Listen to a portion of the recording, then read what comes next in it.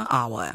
The minimum wage for workers on the Expanded Public Works Programme, EPWP, is 15 rands 16 cents. If your employer is not paying you the national minimum wage, please contact a labour inspector at a labour centre near you. The Department of Employment and Labour, working for you. Fly better to your next holiday. Book your flights with Emirates to a holiday in Dubai, London, Istanbul or Paris. Look forward to delicious regionally inspired cuisine, enjoy free-flowing premium drinks, and relax to your favourite movies on the way. Because it's not just about the destination, it's how you get there. This year, fly Emirates. Fly better. Worldview Update, bringing you closer to international or global news. Just going 22 minutes after 6, good morning. In Russia, thousands of people have turned out to mourn the 137 people killed in that attack on the Crocus City Hall. Saw people at a rock concert being shot dead by at least 4 men using atomic weapons. The group ISIS has claimed responsibility for the attack. The 4 men who were arrested have already appeared in court. They'll remain in detention during the case. They were arrested as they were trying to cross the border into Ukraine. Ukraine strongly denied involvement, saying it does not attack civilians and does not use terrorism. The attack, I think, is the deadliest attack on civilians in Russia since, I suppose, the Beslan theatre siege almost 20 years ago now. Professor Abel Eersthuizen is a professor of strategy at the Faculty of Military Science at the University of Stellenbosch. Professor, good morning. Thanks very much indeed for your time this morning. Good morning, Stephen. When any society suffers an attack like this, there's deep anguish, there's often a lot of anger.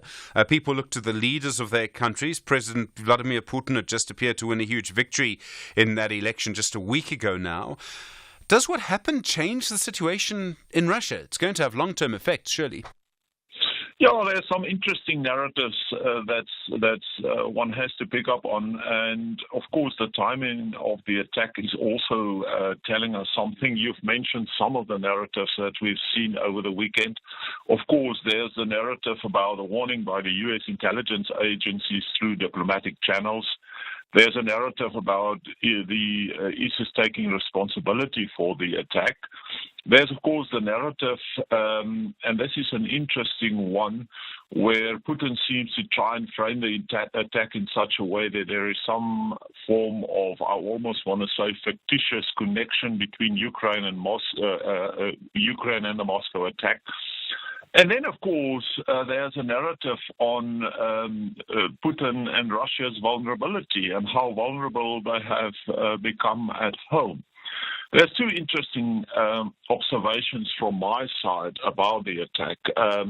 The one is a question about the kind of social media coverage of the attack. And, you know, if Israel, for example, have shared the kind of images that we've seen Russia sharing on the treatment of the people that they supposedly arrested and who's responsible for the attack, there would have been an international outcry. This is an interesting sort of observation for me. The other observation is increasingly questions being asked about whether this is not a false flag exercise. No security screening at the place, no X-ray machines working, the crowds that couldn't get out of the building with the emergency exits that's locked, and then the cops arriving about an hour and a half late. So there's also questions and a narrative about a false flag exercise. Underlining all of this, of course, is a question about Putin and Russia's vulnerability and how vulnerable they have become at home. And that's also, I think, a question that one has to bring into consideration. Okay. I mean, there are many different things here. Is this going to have ramifications for the war against Ukraine? I mean, Ukraine says it was not responsible. ISIS says it was responsible. But Russia is a country at war. Well, I have no doubt that, and we've already seen it over the weekend, that Putin is trying to frame this in such a way that he can use it as an excuse to escalate the war. And I have no doubt that this is precisely what we're going to see over time, especially in terms of Ukraine basically, destroying another 2 ships over the weekend, 2 Russian ships in the Black Sea. So I have no doubt that the attack will lead to an escalation of the war, because it was quite clear Putin is trying to frame this in such a way that he would be able to escalate the war with Ukraine. And then in Russia, I would imagine that this could be an opportunity, depending. I mean, if people feel under attack, it makes crackdowns, tighter regulations against political activity, tighter control over mass events in the name of the security. All of those things could happen. Well, when your popularity is waning, how do you gain support again? You instill fear in the population with, you being the only leader to protect the country from external enemies and terrorists. It's a very useful way to gain new powers to crush dissent under the guise of terrorism here. So, yeah, I think we've already seen that unfolding over the weekend, and this is precisely my question about him sharing the Russian bureaucracy sharing the pictures about the treatment of the people they have arrested. Part of it is a message to the Russian population for don't try this. Professor Abel Eersthuizen, thank you. Professor of Strategy at the Faculty of Military Science at the University of Stellenbosch, 27 after 6. This is SAFM Sport with Zai Khan. Zai, good morning. Good morning. Hugo Broos worried about a lack of goals. He joins an entire nation. He does indeed. Clinical goal scorers. What is needed for the Bafana squad when they take on the hosts Algeria tomorrow night, live on SABC 1 at 11 p.m. Bafana coach Broos in search for a proven goal scorer continues. The Belgian mentor watched on his side as they squandered chances in their 1-1 draw with Andorra. That was last Thursday, having to come from behind to level matters. Here's the former football star turned analyst, Dane Clade, shares his unique perspective on the Bafana squad. But I think, it was a good showing of several individuals which Hugo Broos was trying to look at and see who can actually fit into his team.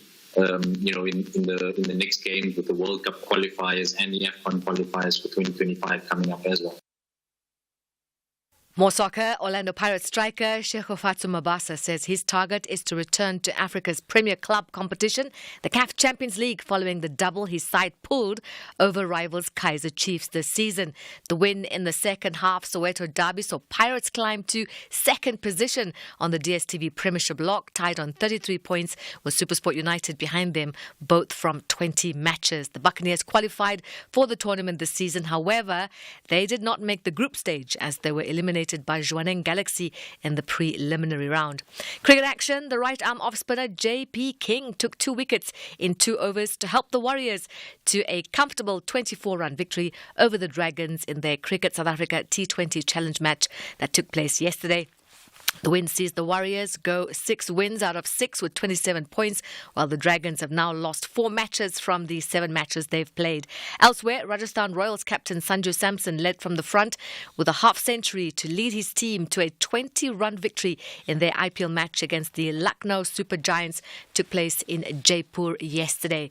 And cycling, South African Matthew Beers ensured that the Absa Cape Epic Elite men's title remains on these shores when he and his American teammate Howard Grootes claimed the 20th edition of the popular mountain bike race yesterday. I mean, we have to try, as a South African, you have to try and win your own races, and I'm glad I can represent the best I can here in SA and hopefully inspire and motivate people to try to do the same. Yeah, this race is really special. I really loved the vibe. Today was even more cool with all these spectators outside. I tried to laugh to everybody that was cheering because it was so great that they all came out for us. And that's a wrap of your sport. We'll bring you more here on Sunrise as Blevins wins the women's race. An incredible race indeed, the Absa Cape Epic. Wonderful as always here on Sunrise. We'll bring you more sport. Top of the hour, I'm Zai Khan. Zai, thanks very much. Indeed, in the next half hour, we'll look at the water problems in Makanda. That to come. You with SFM leading the conversation. No load shedding for the moment. Stage 2 late at 6:30.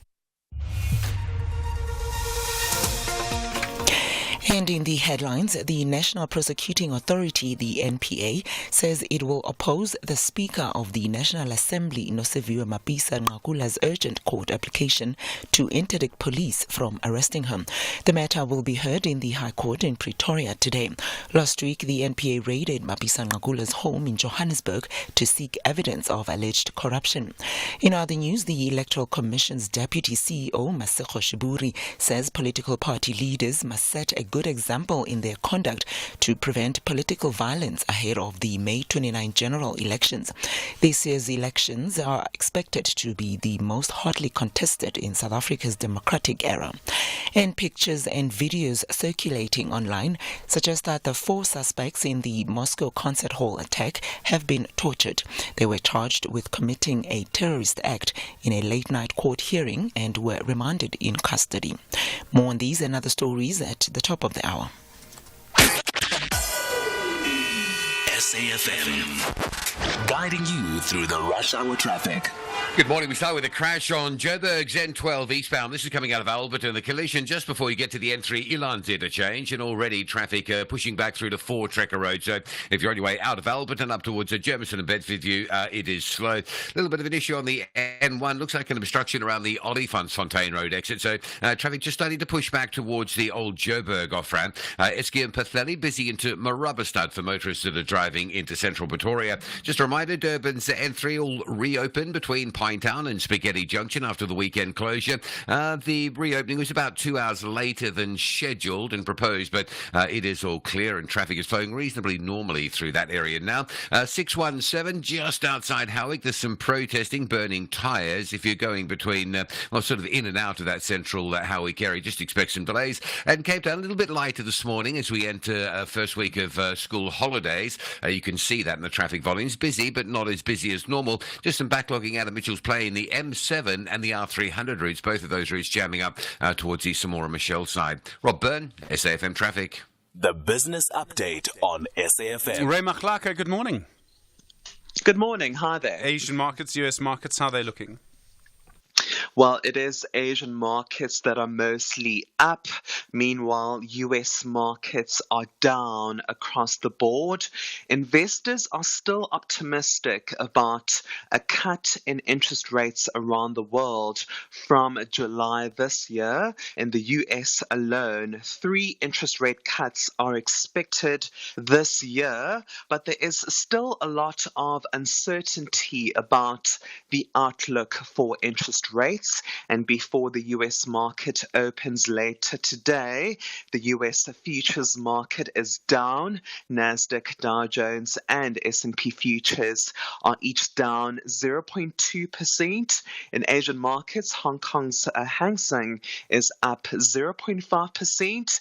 China's Shanghai Composite is up 0.4%. And Japan's Nikkei is down 0.8%. And in the currency market, there is some weakness in the dollar to the rand. The local currency is 18.96.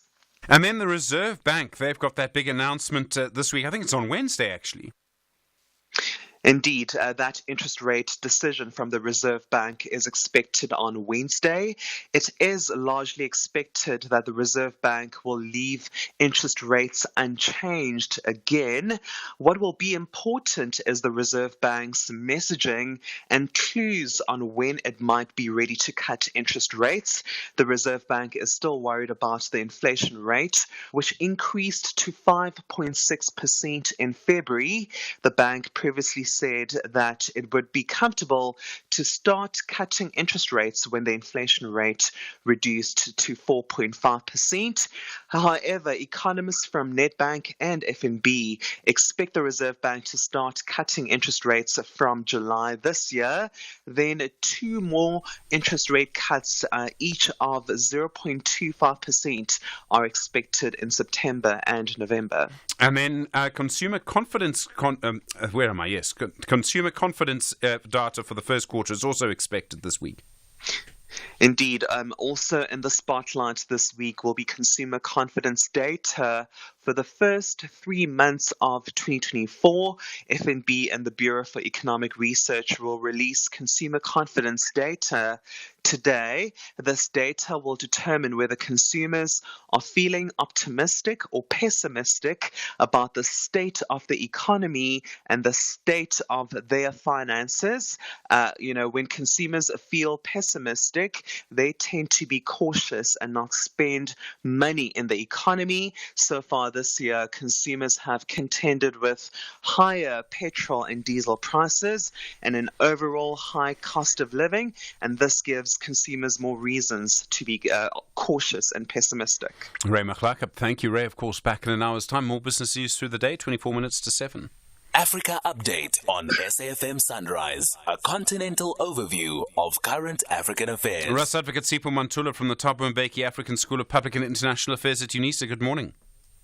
Steve, refreshing morning and Jumbo Africa to the listeners. So Senegal, they voted over the weekend. When are we expecting results? Stephen, counting it is still going on. As we know, that was 7.3 million people who were registered to vote, almost a turnout coming from their national TV yesterday. 71% have voted. No major incident has been reported, Stephen. But what we are picking up is that the opposition leader, Bassirou Diomaye Faye, his audience, his supporters took to the street, claiming an early lead that he's leading, and other 5 candidates also issuing a statement saying to him that he will be the one who will be the new president. But the ruling coalition by former Prime Minister Amadou Ba saying that the celebrations were premature. Remember, Stephen, we are expecting them tomorrow, where we'll get the final provisional results are expected tomorrow. And if there is no one who secures 50%, there will be what we call a presidential election runoff. And then in Chad, electoral legal authorities, they have cleared 10 candidates for their presidential elections. Their presidential elections on the 6th of May, Stephen, and the second round will be on the 7th of July. But here we are having a challenge. Out of 12, 2 have been barred to can contest. And these are those who are very vocal in the politics of Chad. This is Nasser Ibrahim as well as Ahmed Saleh, who are not allowed to can participate due to irregularities. The current interim president, Mohamed Idris Deby, and the Prime Minister, Masra, they have been accepted to can contest those elections. Remember, when you talk of Chad, Stephen, many military coups have happened in that country since 2020, where there was another handover from father to son. Now, these elections are highly contested also, but it has given the green light to these 10 candidates who have been allowed by the electoral authorities to can contest. And then in Uganda, the president, who's he appointed as head of the military? Someone he knows. We might say it is from father to son again. Muhusi Kainerugaba is the head of the military, replacing Wilson Mbasu Mbadi, who's now a junior minister in the cabinet. The same son, Stephen, was removed in 2022 when he went on the Twitter streets about invading Kenya and also supporting the Russian president Vladimir Putin on the issues around Russia and Ukraine. But it appears that Kainerugaba, Muhusi, is back in the military barracks again as the head. And others are saying, is it the likelihood of him being likely successor to his father come 2026 election? It is still early, Stephen. He's in the military, and we are not allowed to also be in politics if you are in the military barracks. And then the Angolan Ministry of Foreign Affairs holding high-level diplomatic consultations with the DRC and Rwanda. Interesting. Interesting, because this is our Foreign Affairs Minister, Vincent Biruta from Kigali, and Congolese counterpart from Kinshasa, Christopher Lutundula, who met in Luanda. I call it a prep meeting, Stephen, between Tshisekedi and Kagame.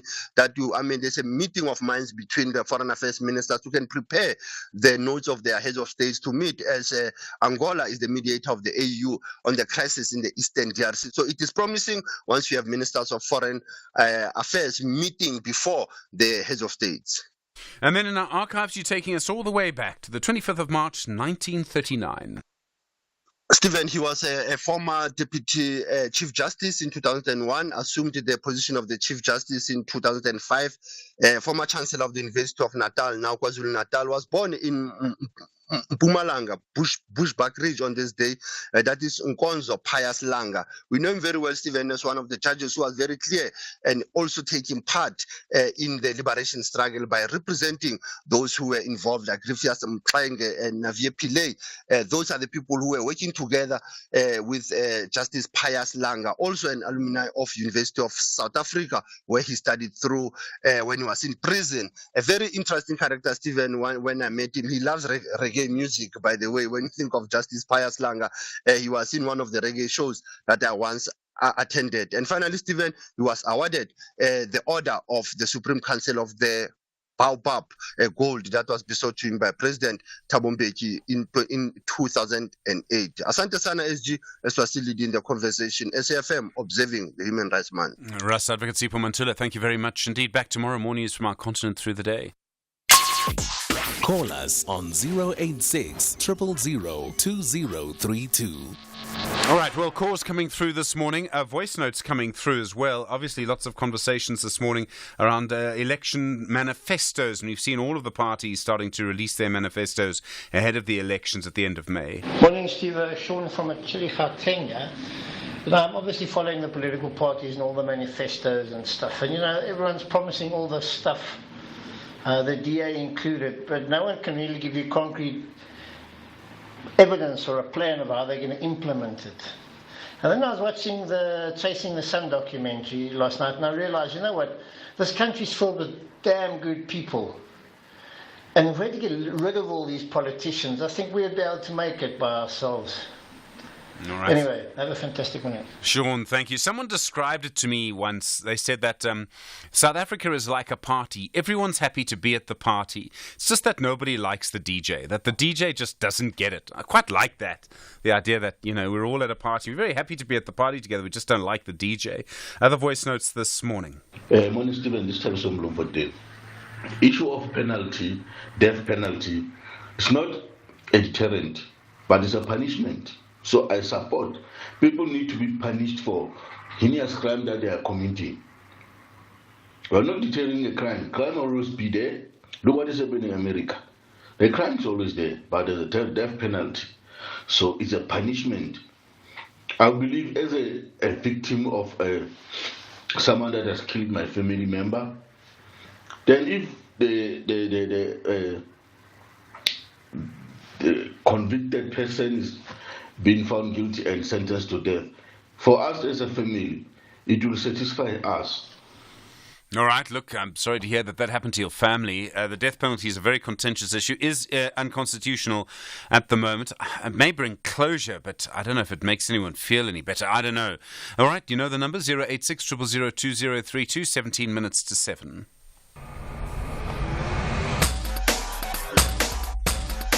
SAFM 104 to 107 nationwide.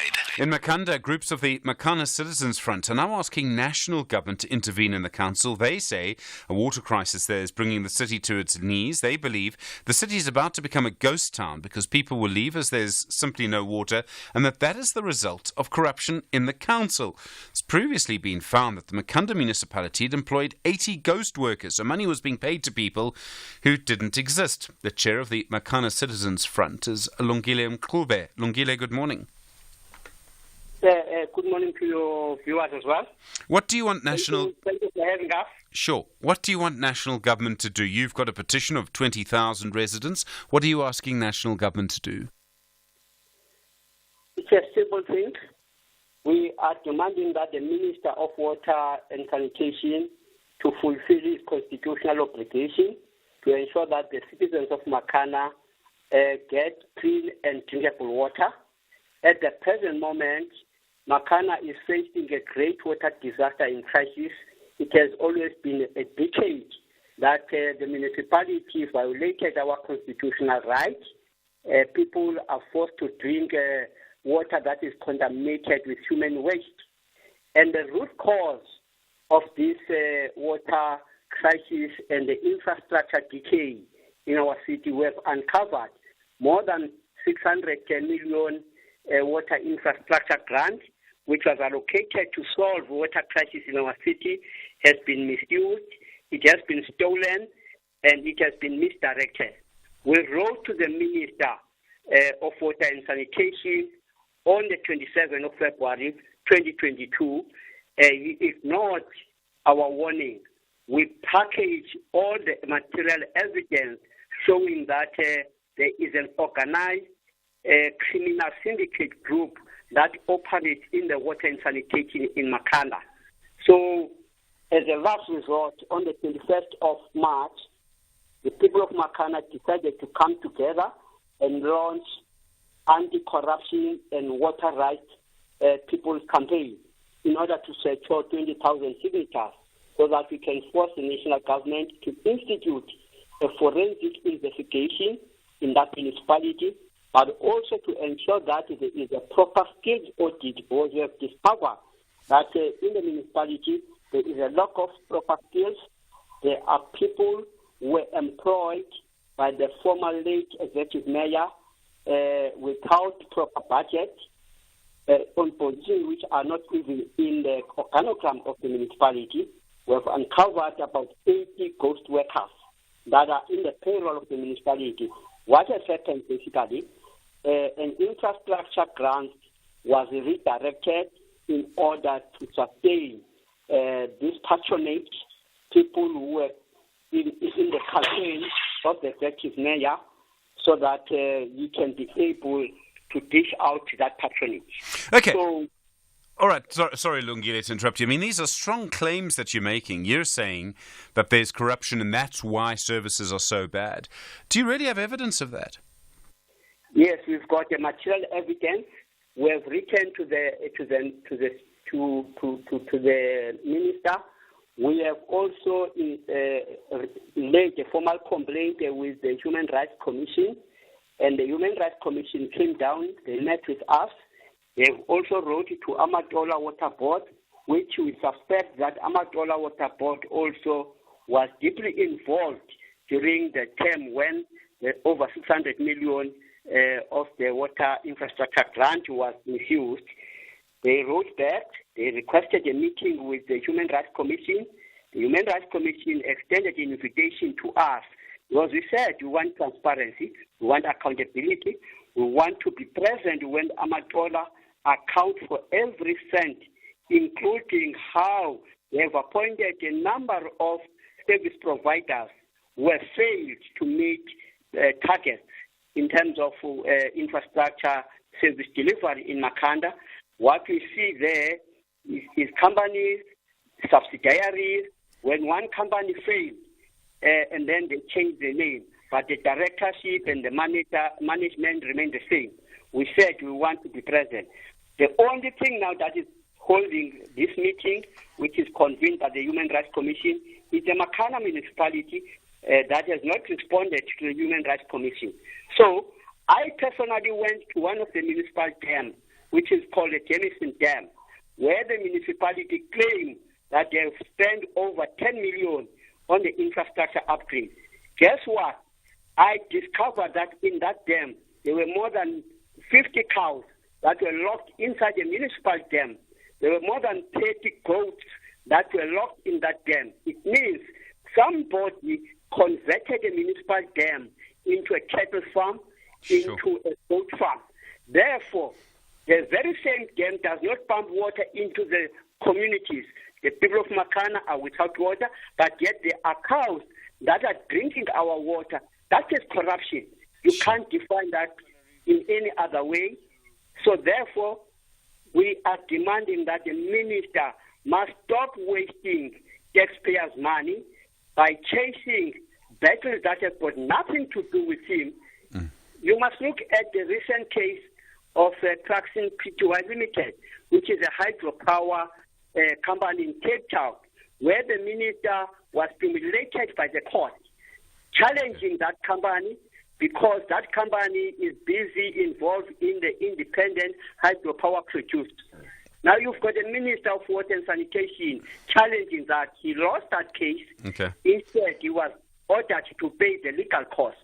The worst part of it is that one of his senior engineers lied under oath, claiming that he's a director general of that department. So you have a minister who is protecting somebody who has committed a perjury in his own department. Okay. That's why we were suspicious. How will the minister deal with an internal rot and corrupt elements inside the municipality when he can't even deal with somebody who has made a false undertaking in court? Lungile, thank you. All right, serious claims made there by Lungile Grootes, chair of the Makana Citizens Front. So 2 people, I think, that Melissa will be tracking down for you for a right of reply tomorrow. One, the Makanda municipality. I think that's an ANC administration. We'll try and get them for you. And then also the Water Affairs Department after that. But certainly a picture in Makanda of, I mean, from what we hear from Lungile, of, cows basically using the water that's meant to go to everybody in a dam. It's an astonishing story. If you live there, if you know that area, if you can verify what Lungile is saying or disagree with it, 086 000 2032. It's 9 minutes to 7.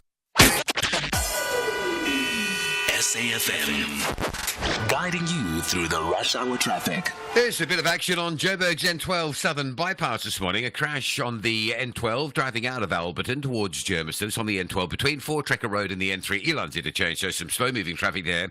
And then a broken-down vehicle blocking a couple of lanes going the other way, going west from 4 Trekker Road down to the R59. So that's slow. And then a breakdown on the N12, again going eastbound into Uncle Charlie. So if you're coming up the N1 or off the N1 through Deepcliff interchange onto the N12 down towards the Mike 1 connections, very slow. The Mike 1, unusually heavy this morning for school holiday periods, if you like, backlogging from Ormond Bay all the way through to Smith Street. The N1 fairly slow as well, Bayers Nordia up towards Ravonia Road. That's a sort of new normal these days. And roadworks on the R21 southbound before you get to Olifantsfontein. So if you're coming out of Pretoria en route to the airport, make sure you've got plenty of time to get through that queue that is getting quite heavy coming into the Clayville area.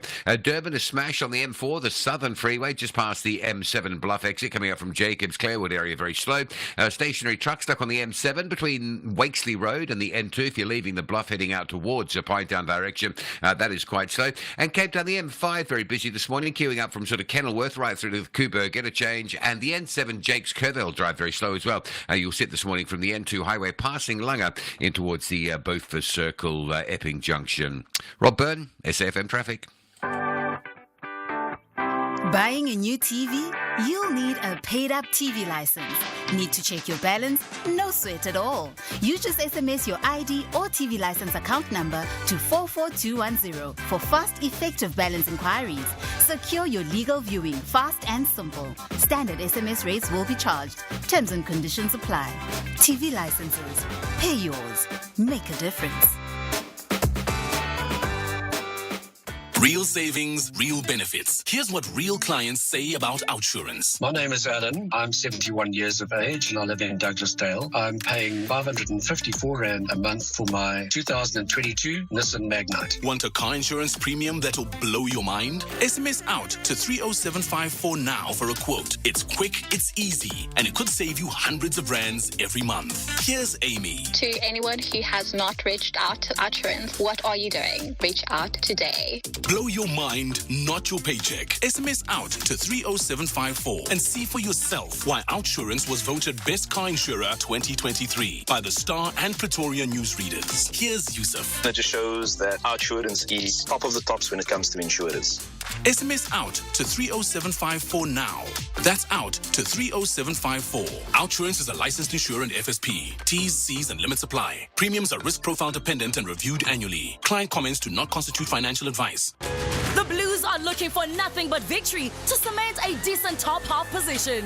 Mudryk takes over. Mudryk's through. Mudryk round the goalkeeper. Oh, it's fantastic. But the Clarets need full points to step out of the uncomfortable zone. Come on, Jakob. Jakob from Larsen scores. Burnley. Perfect penalty. Keeper went the right way. Too much on it. This is the Premier League. Witness the superb contest between Chelsea FC and Burnley FC on Saturday, 30 March at 4 p.m. live on S3. Also available on SABC Plus and SABCSport.com. Hashtag we love it here. Brought to you by SABC Sport. For the love of the game.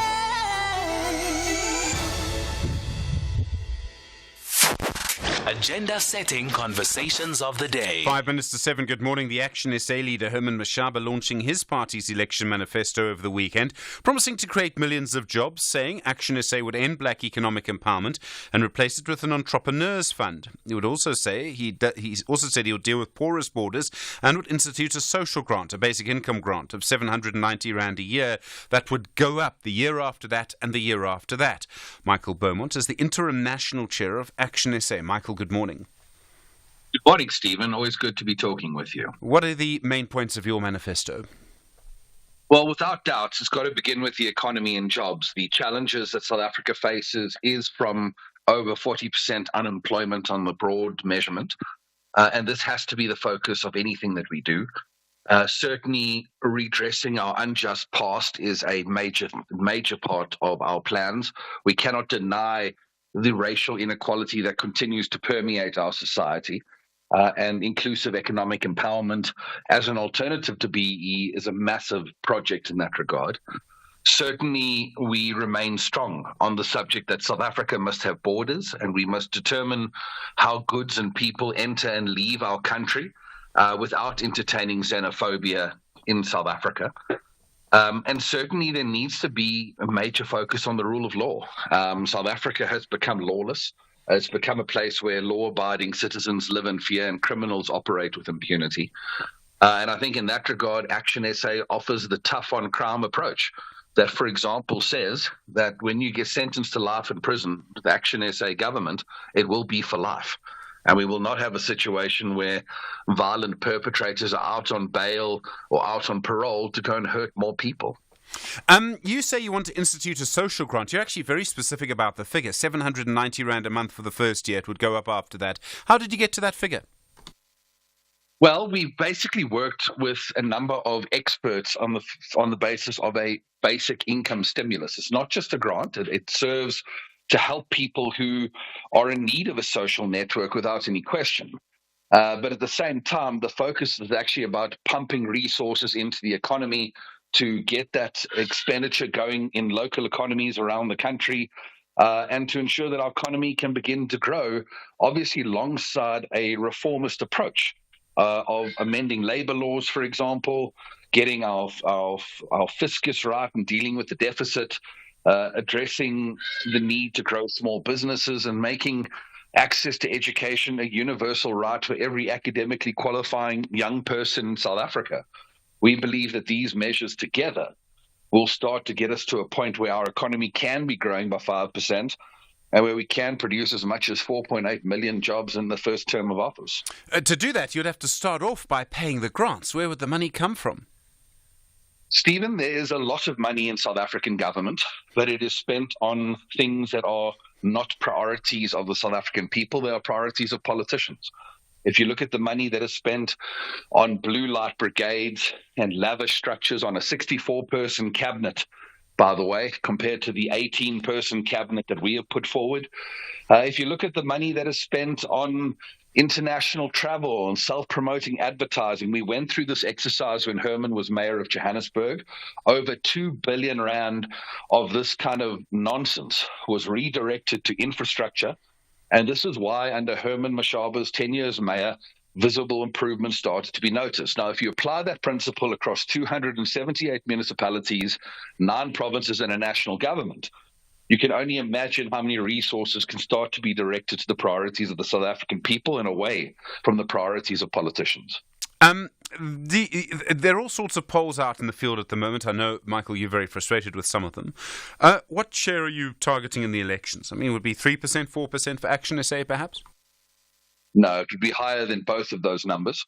I think from our point of view, the best any first-time political party has done in a national election was COPE, with 7% in 2009, and we look to exceed that. Polls in South Africa will always undercount new political parties. They undercounted us in 2021 by 2.5 times what we actually ended up achieving. But also, we need to have a conversation about polls in this country, Stephen, because the polls that are coming out are either methodologically impure or they're being produced by some of the most conflicted pollsters in the country. And there's going to be a lot of people having to offer some very big red-faced apologies when the votes are counted in this election. Michael Beaumont, thank you. National Interim Chair of Action SA. You were there, SFM, leading the conversation. We expect to hear the side of Nosiviwe Mapisa-Nqakula. The Speaker of the National Assembly will speak to her Special Advisor, Mike Ramachele. That's next. You were there, SFM, at 7 o'clock. Independent and impartial. This is SAFM News. In top stories this hour, Parliament Speaker turns to court to prevent arrest and more developments in Moscow concert attack. Good morning. Legal expert Ntabiseng Dubaza says the National Assembly Speaker Nosiviwe Mapisa-Nqakula's legal team's application requesting a docket relating to the case is unlikely to succeed. The case will be heard in the High Court in Pretoria today. Mapisa-Nqakula's legal team has lodged an urgent application to prevent police from arresting her and getting all information relating to the case against her, including the entire docket, to prepare her defense. Last week, the National Prosecuting Authority raided Mapisa-Nqakula's home in Johannesburg to seek evidence of alleged corruption. She allegedly solicited a 2.3 million rand bribe from a contractor while she was defense minister. Dubaza says Mapisa-Nqakula has jumped the gun by lodging the application. She ought to have waited for her to know what the exact charge is and then acted on that. Because what the investigating officer is probably telling her is the charge. Once it gets into the hands of the DPP, who looks at the merits of the matter, they will probably change it at the end of the day. That happens more often than not. So, yeah, if it's a success, I'll be very surprised. Meanwhile, the NPA's advocate Mthunzi Maga says they will oppose Mapisa-Nqakula's application. On Monday, 25 March 2024 at 10 o'clock, the Gauteng Division of the High Court in Pretoria will hear an urgent application by the Speaker of Parliament, wherein she's seeking an order interdicting the NPA's investigating directorate from arresting her. We believe that this application is baseless and has no merit and therefore should be dismissed. And in election-related news,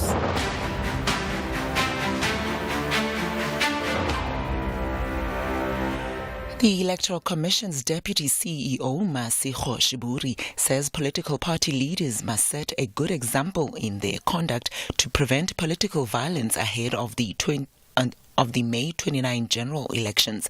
This year's elections are expected to be the most hotly contested in South Africa's democratic era. The governing ANC is said to be facing a tough challenge in its bid to retain its majority. Shiburi says the Commission is working with the Electoral Court to ensure accountability. We ask then from the Commission side, parties to act in a manner that they restrain themselves so that their followers may not perceive the statements by their party leaders to be a call to violence. The Code of Conduct kicks in on the date on which the election is formally called by the President and the 9 premiers. It is binding on all political parties, whether they sign at the ceremony or not, but it is binding on them. It is binding on the supporters of parties. It is also binding on office bearers of those political parties. The ANC President Cyril Ramaphosa has raised concerns about challenges, including the high crime rate in the Nelson Mandela Bay area in the Eastern Cape. Gqeberha is listed as one of the most dangerous cities in the world. Ramaphosa says the ANC-led government is working on improving intelligence units across the province. He was on a campaign trail ahead of the May 29th general elections. We have taken a number of interventions. The first one has been to increase the police levels in our country. We've boosted the police levels by 30,000. Policemen and women who are going to be infused into the police, some of them have already concluded their training. We've also decided to set up specialized units. And in areas where crime has been manifesting itself. And moving further afield, pictures and videos circulating online suggest that the 4 suspects in the Moscow concert hall attack have been tortured. They were charged with committing a terrorist act in a late-night court hearing and were remanded in custody. Media reports have named all 4 men, saying they are nationals of Tajikistan. 3 have reportedly pleaded guilty. Russian authorities say 137 people were killed in Friday's attack. The BBC's Steve Rosenberg has the details. The suspected gunman appeared in court. The Islamic State group says it was behind the shooting. And on this day of mourning, silent prayers from a somber-looking President Putin. The Kremlin says he lit a candle for the victims in church at his country estate. And Russia is praying that there will be no more attacks. If there are, that will test people's faith in the president to keep them safe.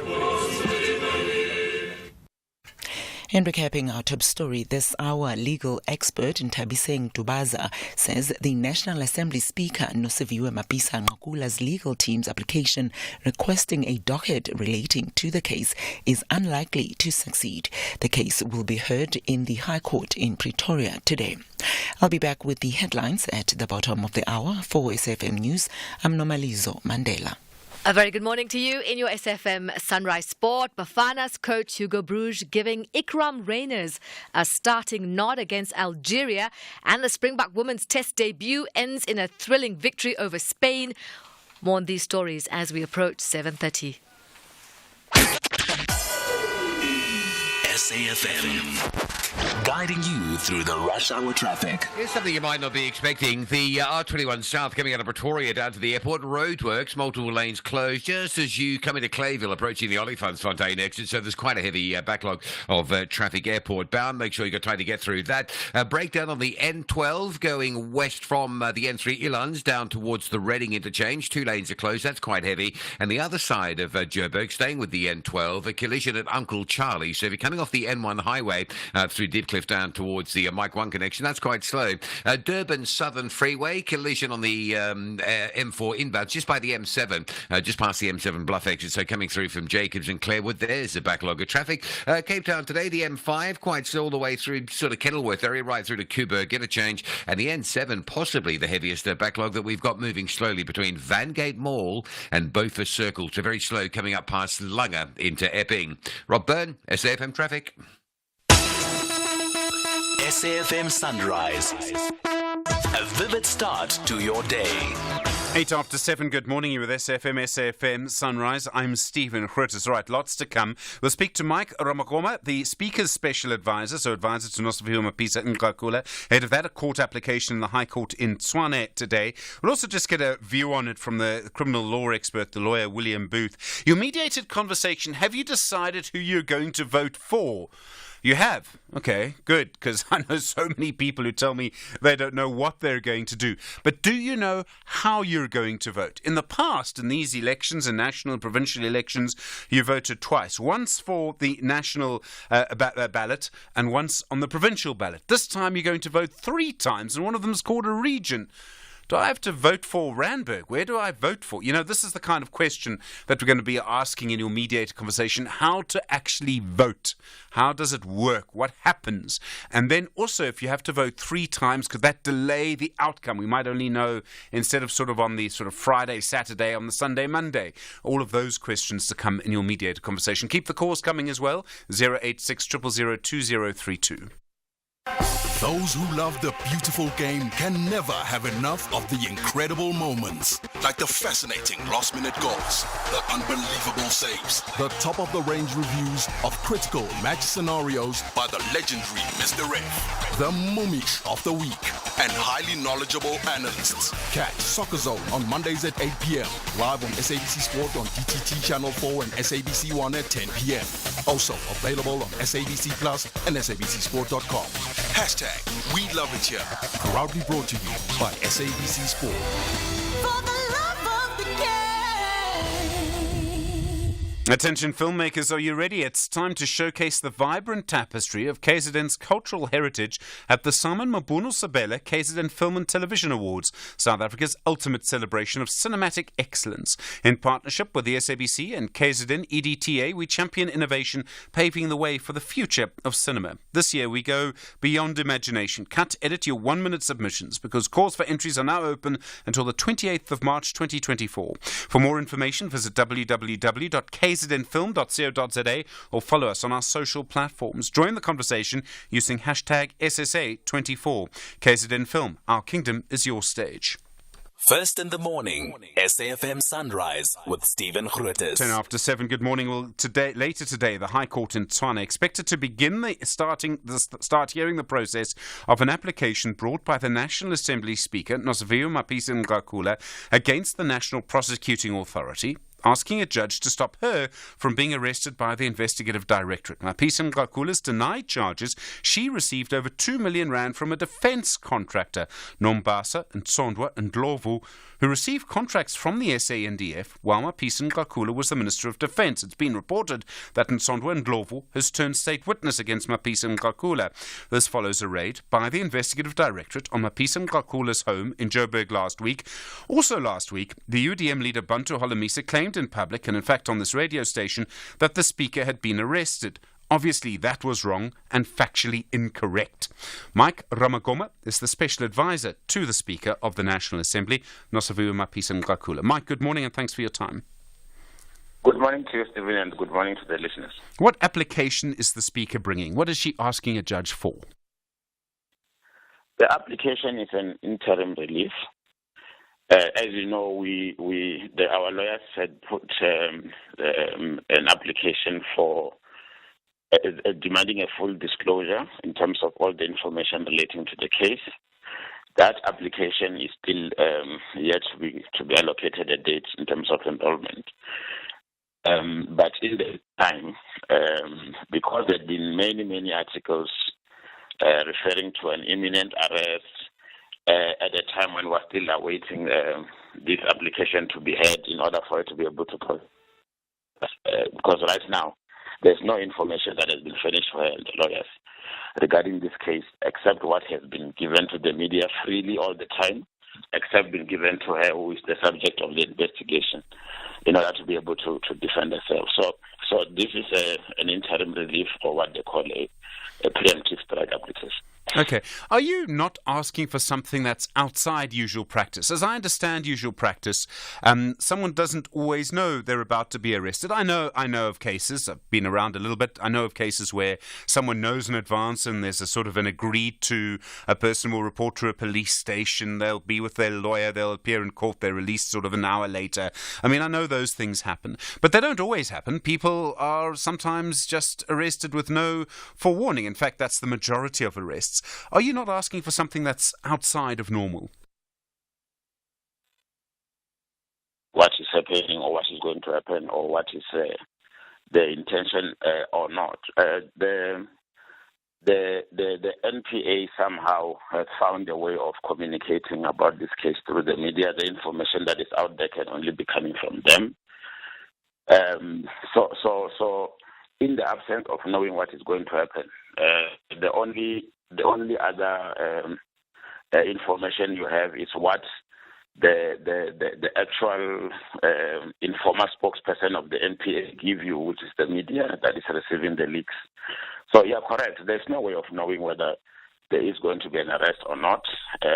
She had offered that once her lawyers are available around the 2nd of April, because they are busy right now with a case in Durban, she will make herself available to the police or to a court if that is the intention. But so far, it is not clear what it is that is going to happen. There's not been any formal communication regarding this case with her. Okay. But my point is that there isn't normally formal communication. In that normally you are just arrested. You're not told always in advance. That sometimes you are. There's a warning statement, things like that. But normally you're just arrested, is my point. Yeah, but Stephen, in this case, it shouldn't really matter, because the information that we are relying on is information that seems to come from the NPA that says she's going to be arrested. When you ask to be given clarity about that or disclosure for the docket or anything like that, that is never forthcoming. So you then sit in a very anxious situation where every day you are always wondering whether somebody is going to come knocking at your door to come and arrest you. Okay. Just for the record, the claim against the Speaker, as I understand it, in public at least, is that she took money, that she extorted money from this defence contractor. Does she deny that? Yes, she denies that categorically, and there's not truth to that. Okay. And do you know what we are basically dealing with here is a situation that's with what we learned from the media of a contractor whose name has not been given to the media, who was facing a case of tender fraud investigated by the military police. That case was with the NPA, and the Friday before the first Sunday Times article, it got struck out of the roll, probably through a deal to try and draw the Speaker into another case in order for this one to avoid prosecution. Okay, so you don't know more than that? Don't know more than that. Yes. Okay. That is why we're seeking a full disclosure. Sure. Okay. Mapisa, including the nature of the Section 204 deal that has been made with the prosecutors. Okay. I don't know if those deals, if that information will be made available now, or if it would happen during the case. Available. Even before there was a criminal case.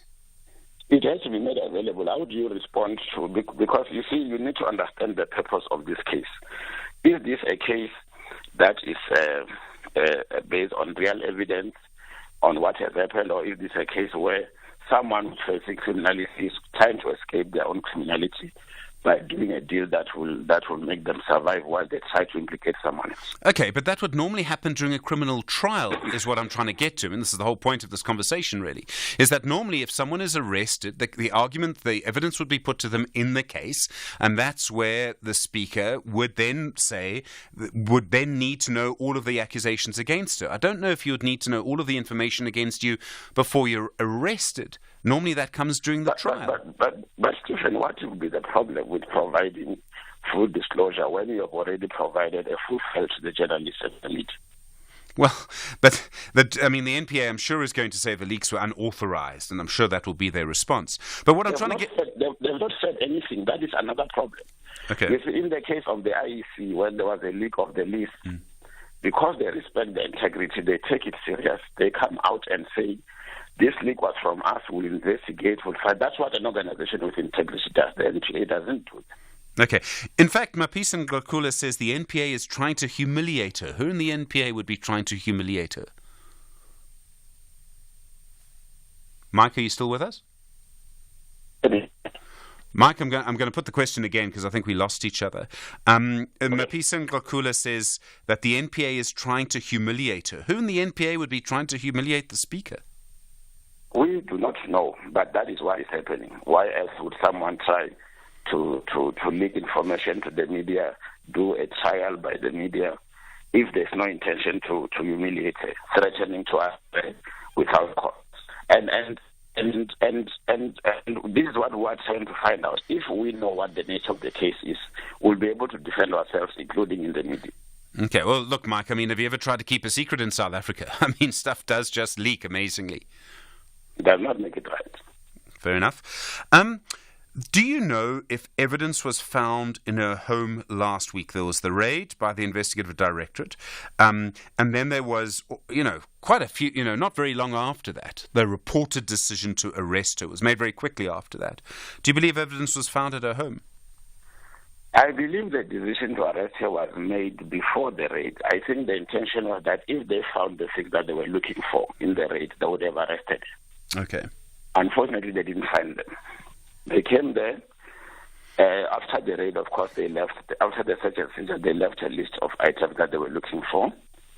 A handbag of a particular designer name, a bear skin with a head and claws, cash amounting or exceeding 20,000 in either South African or foreign currency, a wig, those kinds of things. They did not find those things.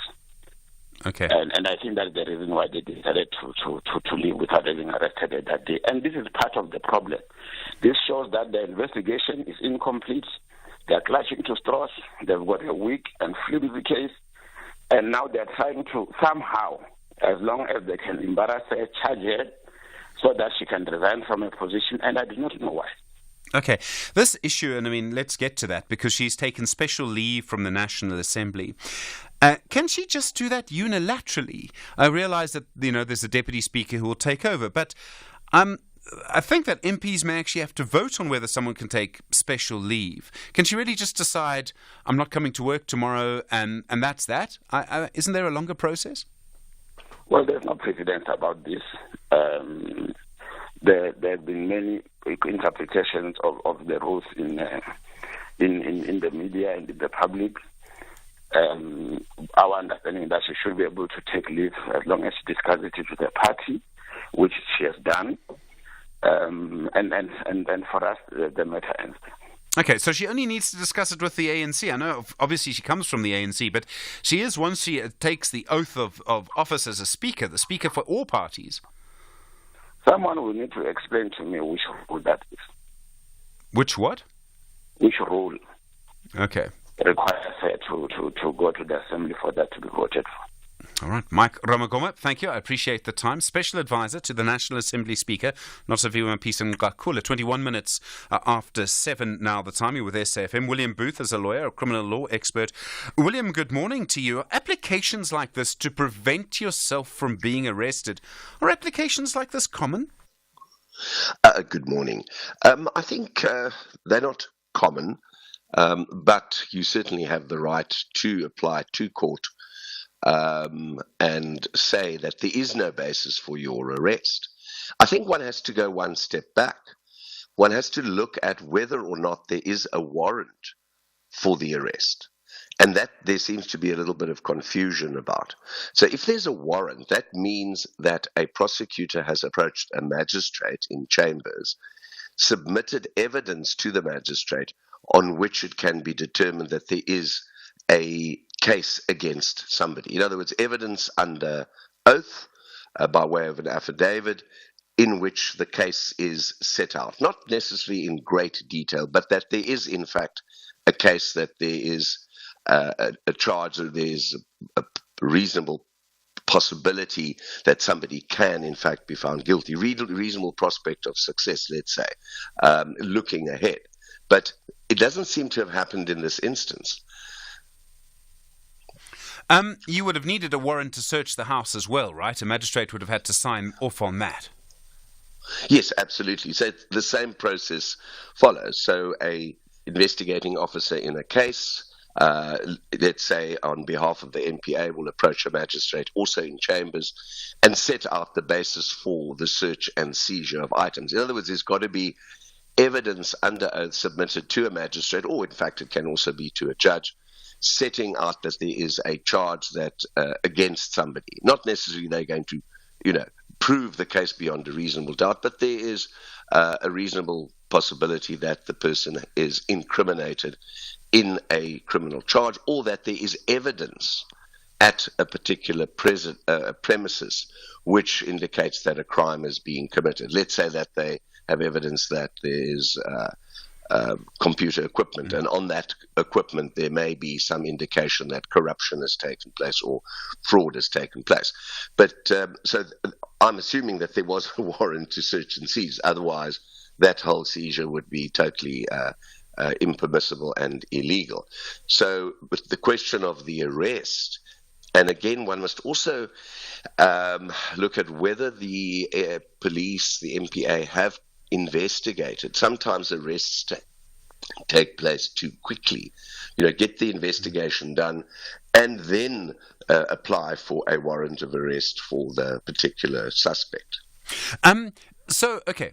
I imagine one of the consequences, if you bring an application saying, so if, for example, it's me and I think I'm about to be arrested and I bring an application to the NPA saying, I don't want you to arrest me, and I go to court, what that does is it forces the NPA to say in open court whether they were planning to arrest me or not. Because if they had not been planning to arrest the speaker in this case, they would have simply issued a media statement saying we weren't planning to arrest you anyway.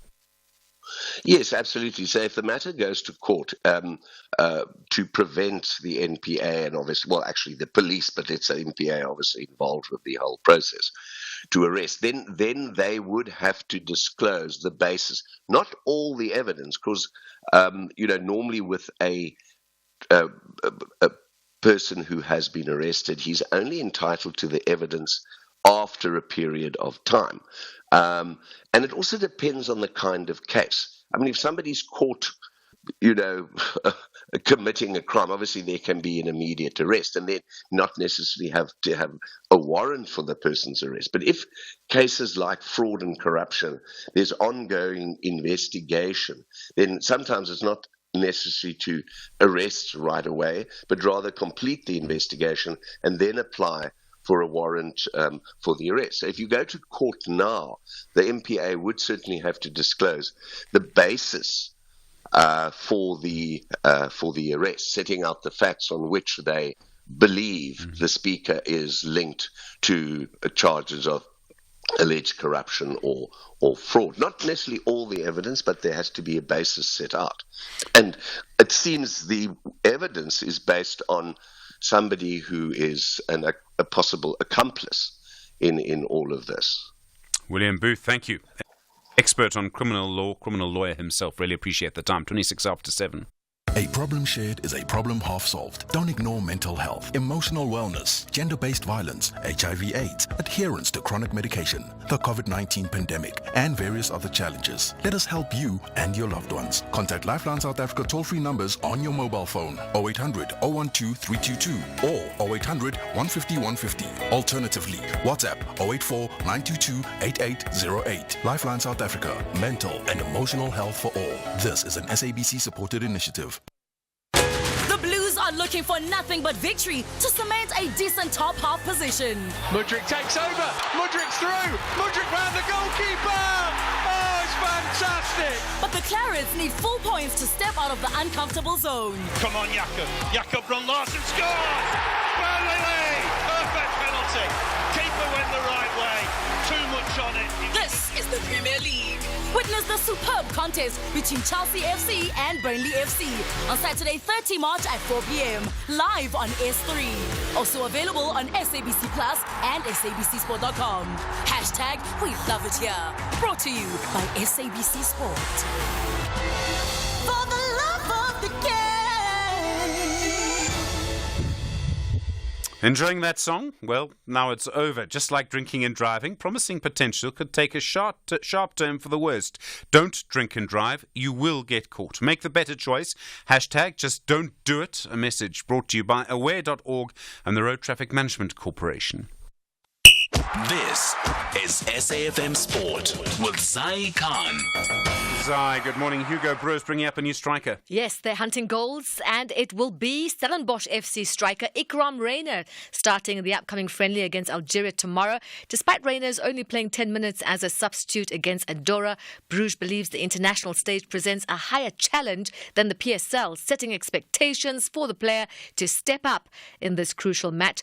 Now, this FIFA series is the only chance for coach Bruges has of getting Bafana ready to face Nigeria 3 months from now in a 2026 World Cup qualifier. Is also desperate to have Evidence Mahopa and Lyle Foster back in the squad, while Lebo Motiba still recovering from injury. You can catch the match live tomorrow, SABC 1, 11 p.m. Switching gears to rugby, the Springbok women have given us a reason to celebrate after a nail-biting 15-13 win over Spain in Valladolid. The dramatic finish to the game emphasised the team's impact, marking an unforgettable entry into international rugby. Here's loose head prop Xoliswa Kuzwayo. I've got 4 highlights. First, it was singing the national anthem with the team, obviously.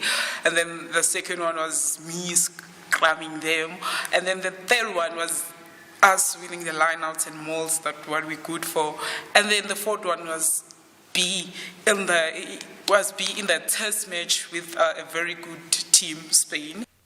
Motorsport, South Africa's Brad Binder displayed tenacity and skill at the Portuguese MotoGP, securing a commendable fourth-place finish.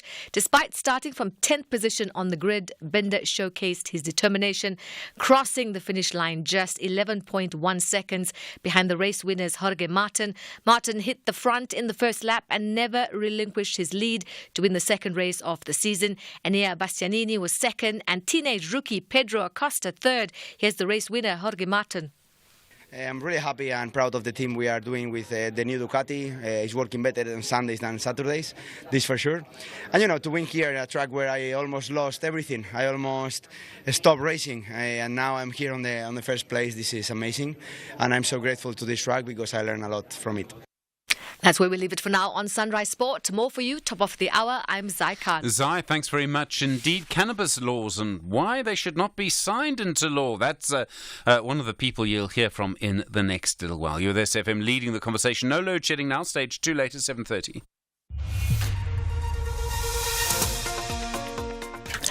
And in the headlines, Parliament has given the assurance that its business will continue uninterrupted as the National Assembly Speaker, Nosiviwe Mapisa-Nqakula, takes a leave of absence. The parliamentary spokesperson, Moloto Mothapo, says Deputy Speaker Lechisa Tsenodi will assume Mapisa-Nqakula's role. Meanwhile, legal expert Ntabiseng Dubaza says Mapisa-Nqakula's legal team's application requesting a docket relating to her case is unlikely to succeed. The case will be heard in the High Court in Pretoria today. And the United Nations Security Council will later today take up a new draft resolution demanding an immediate ceasefire in Gaza during the holy month of Ramadan. Details on these and other stories at the top of the hour. SAFM, guiding you through the rush hour traffic. Well, first up, an urgent reminder, if you're driving out of Pretoria with flights to connect with at the airport, make sure you've got plenty of time. This will really surprise you. There's roadworks as you approach the Olifantsfontein Road exit. Multiple lanes are closed and the traffic's very heavy. It's all the way back to St. George's Hotel. You might not be expecting that. You hit the back of it and it really will come as a surprise. The N1 through Beyers Nordier up towards Rivonia Road, perhaps a little bit heavier than normal, which is interesting considering of school holidays and there should be lighter volumes, but that section has just been getting busier. The new sort of normal is Beyers Nordier to Rivonia Road, congestion through peak times.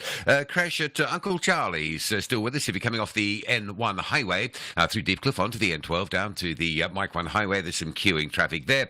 Durban, Knowles just been in touch and wanting us again to remind you the N3 is open. It opened about 6 a.m. this morning. It wasn't overrun, but it is open between Pinetown and Spaghetti Junction. It's actually flowing quite nicely this morning. The N2, that's heavy from the M7 up through Spaghetti Junction into the works. The M4 queuing up towards a crash scene just past the M7. That's heavy coming in from Jacobs and Clarewood area today. Cape Town, the N7 still queuing passing Langa towards Beaufort Circle, and a secondary queue staying on the N7 going north, which is jammed from Goodwood through to the Bosmansdam exit in the Summer Greens area. Rob Byrne, SAFM Traffic. The business update on SAFM. Ray Machlaka, good morning. Asian markets, US markets, how are they looking? Well, in the current trading session, both markets are mostly down. Investors are still optimistic about a cut in interest rates around the world from July this year. In the US alone, 3 interest rate cuts are expected this year, but there is still a lot of uncertainty about the outlook for interest rates. Before the US market opens later today, the US futures market is down. Nasdaq, Dow Jones and S&P futures are each down 0.1%. In Asian markets, Hong Kong's Hang Seng is up 0.5%. China's Shanghai Composite is up 0.4%. And Japan's Nikkei is down 0.7%. And in the currency market, there is some weakness in the dollar to the rand. The local currency is 18.95. And then the FSCA says Marcus Jooster's death won't impact the Steinhoff investigation.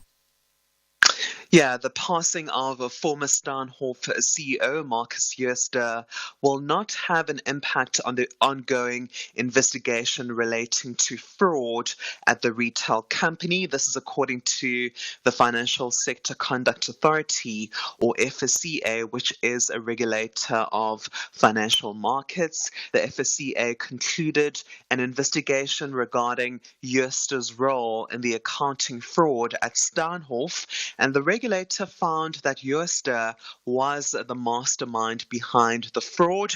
Before Jooste died by suicide, the FSCA slapped him with a fine of 475 million rand, and the FSCA still wants the fine to be paid by Jooste's estate.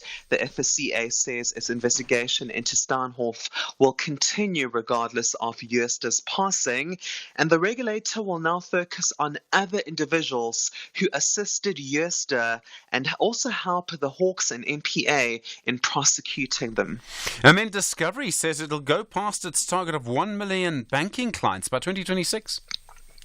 Yeah, Discovery Bank wants to have 1 million customers in the next 2 years.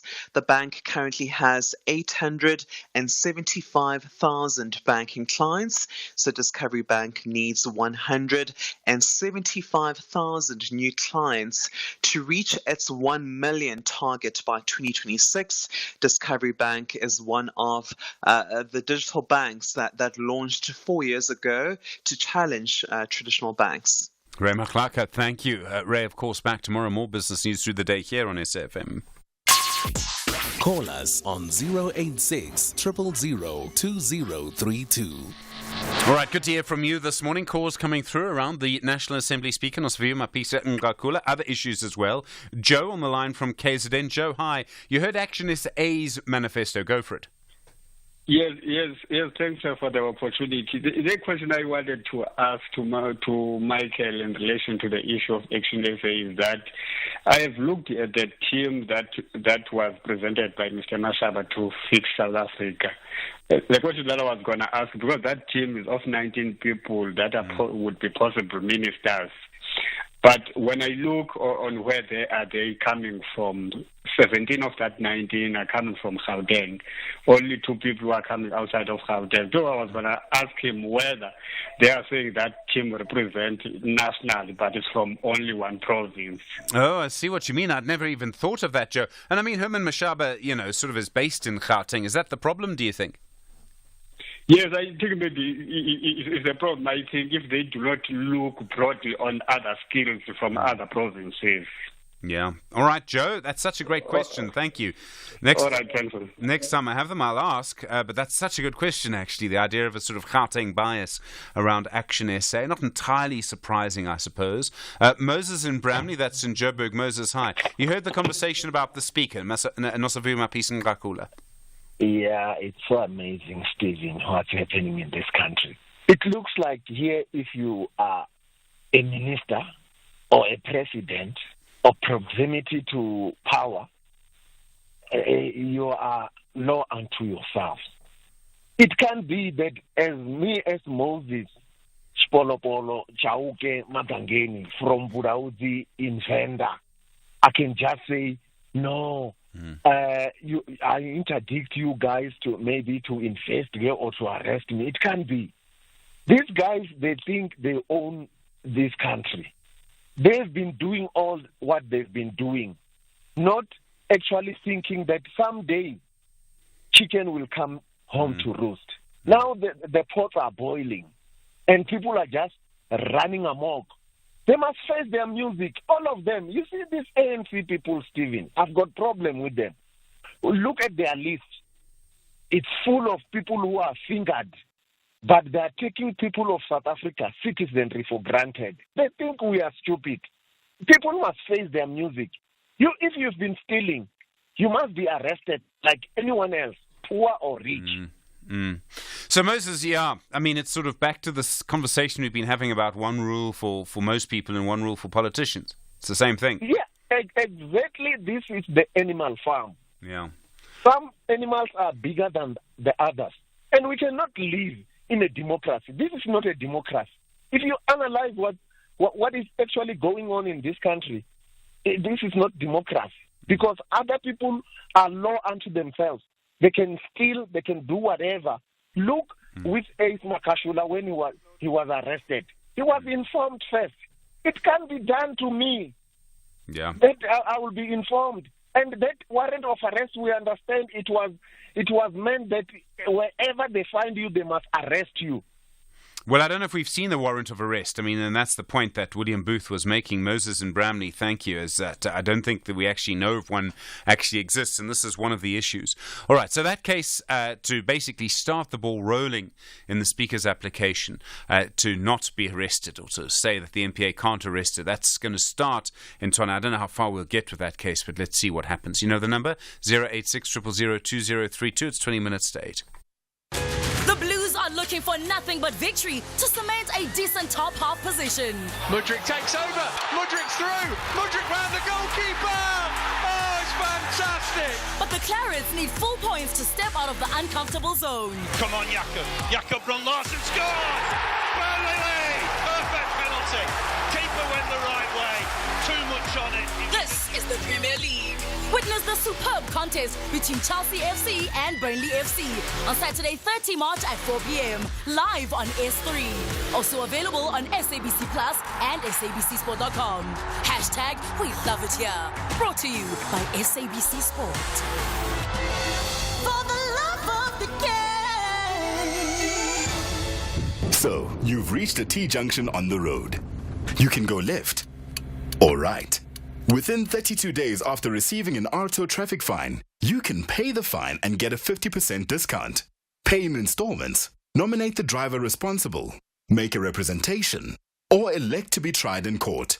To learn more about the Administrative Adjudication of Road Traffic Offences Act and your rights and options as a motorist, go to rtia.co.za. Change the way South Africa drives. RTIA, giving you peace of mind on the road. This Easter, Outsurance would like to put an extra bounce in your step by giving you a possible saving on your insurance. To see how much you could save, SMS Easter to 30754 for a quote. If you complete an obligation-free Outsurance car insurance quote before 5 o'clock on Tuesday, the 26th of March, you'll also be entered into a lucky draw to win a 2B gift boxes voucher to the value of 1,000 Rand. SMS Easter to 30754 for a quote. That's Easter to 30754. Outsurance, where you always get something out. Licensed insurer and FSP, T's and C's online. Conversations that you connect with and react to.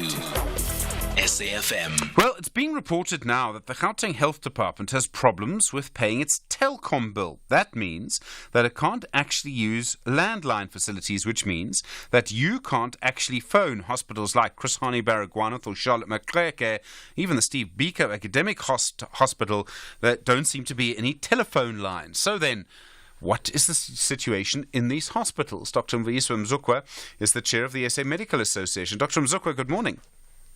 Good morning to you, Steve Ovo, and to your listeners, and thanks for having me. Is this accurate? I mean, this is amazing if it's accurate, that basically you can't phone these hospitals. Yes, Steve, this is what we are getting from our members, that it's difficult to get hold of, to communicate within the institution, but also communicating, with the outside. For example, you know that, there's arrangements in terms of operations that must be done, but also patients calling in, ambulances, calling in. If they've got disrupted telephone lines, then it becomes a huge problem. You can't, it impacts negatively on the delivery of services there. And I mean, people aren't using cell phones. I mean, there's no way that they could do that, just have a sort of cell phone that stays in one place or anything like that. Is there any workaround that's being implemented? We hope there is a plan, Steve, because you can imagine what is going to happen if there's no such a plan. The problem is that, you can't expect our own healthcare workers to use their own resources when actually it's the tardiness of government, to do their own work. No. So we believe that must happen. Sure. How long has this been going on for? It's reported that it started, I think, about a few weeks ago, and we're not sure of the date. But actually, that's been the case with the institutions, and people have been frustrated, especially, when it comes to operations of these hospitals.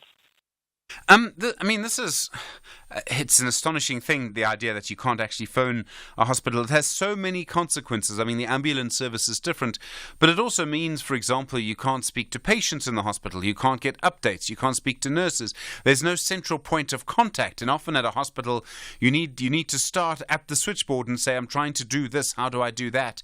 And you go from there. You can't even do that, I suppose. Not only that, but also relatives. Relatives don't know what is happening in the hospital. They've got their loved ones admitted in the hospitals, but they can't get any reports in terms of progress and how they are doing in the hospital. So it's really a serious problem. If you look at even the healthcare workers communicating amongst themselves, you can't rely on them using their cell phones because at times even the signals are not good.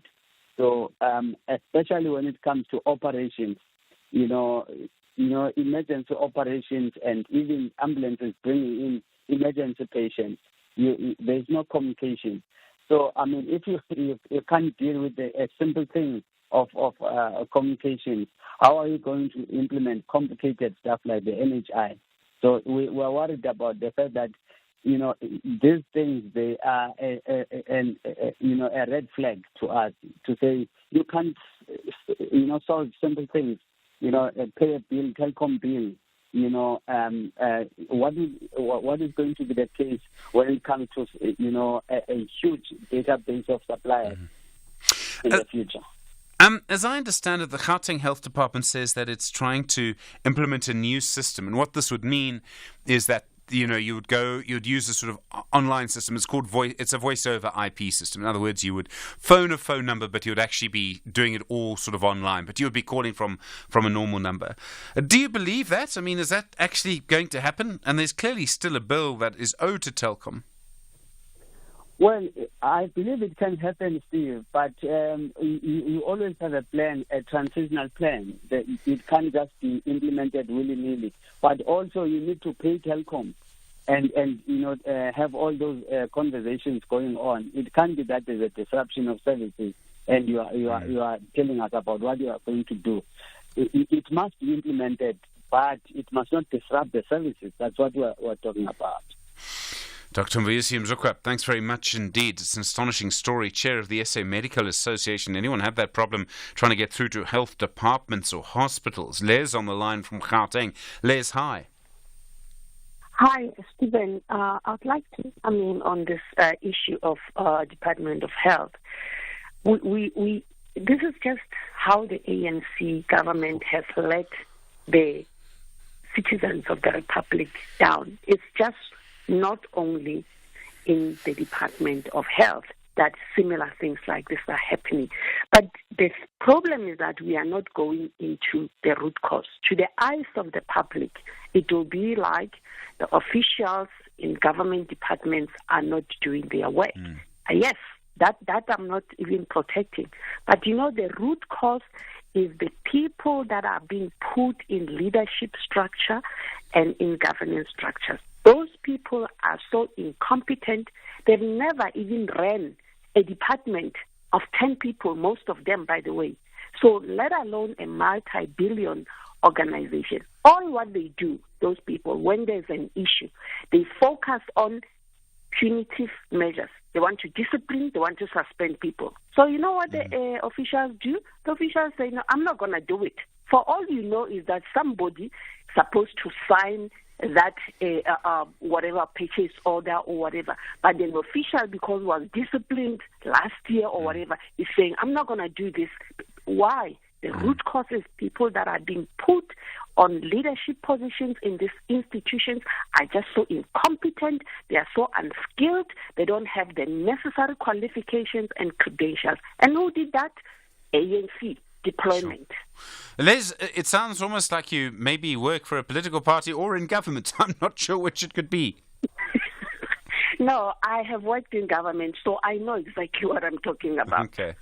All right. Yeah. Les on the line and from Gauteng, very angry as you can hear. And of course, so many different things happening in our government departments at the moment. But it is still just amazing that you can have a situation where there's actually no landline, where you can't get hold of a tertiary institution. Really is amazing. So, yeah. All right. Well, more on that. We'll try and speak to the Gauteng Health Department tomorrow as well. 11 minutes now to 8. SAFM, guiding you through the rush hour traffic. Another very important reminder, if you drive from Pretoria down to the airport, there's roadworks. It'll surprise you. They're not normally there this time of morning. The authorities are pretty good at putting them in off-peak, but they're there today. So from St. George's Hotel all the way to a point just before the Olifantsfontein exit, that R21 is super heavy and it will have an impact on your arrival at the airport. There's still this collision coming through Deepcliff Interchange. Now Uncle Charlie's, the M1 onto the M12 stays very slow.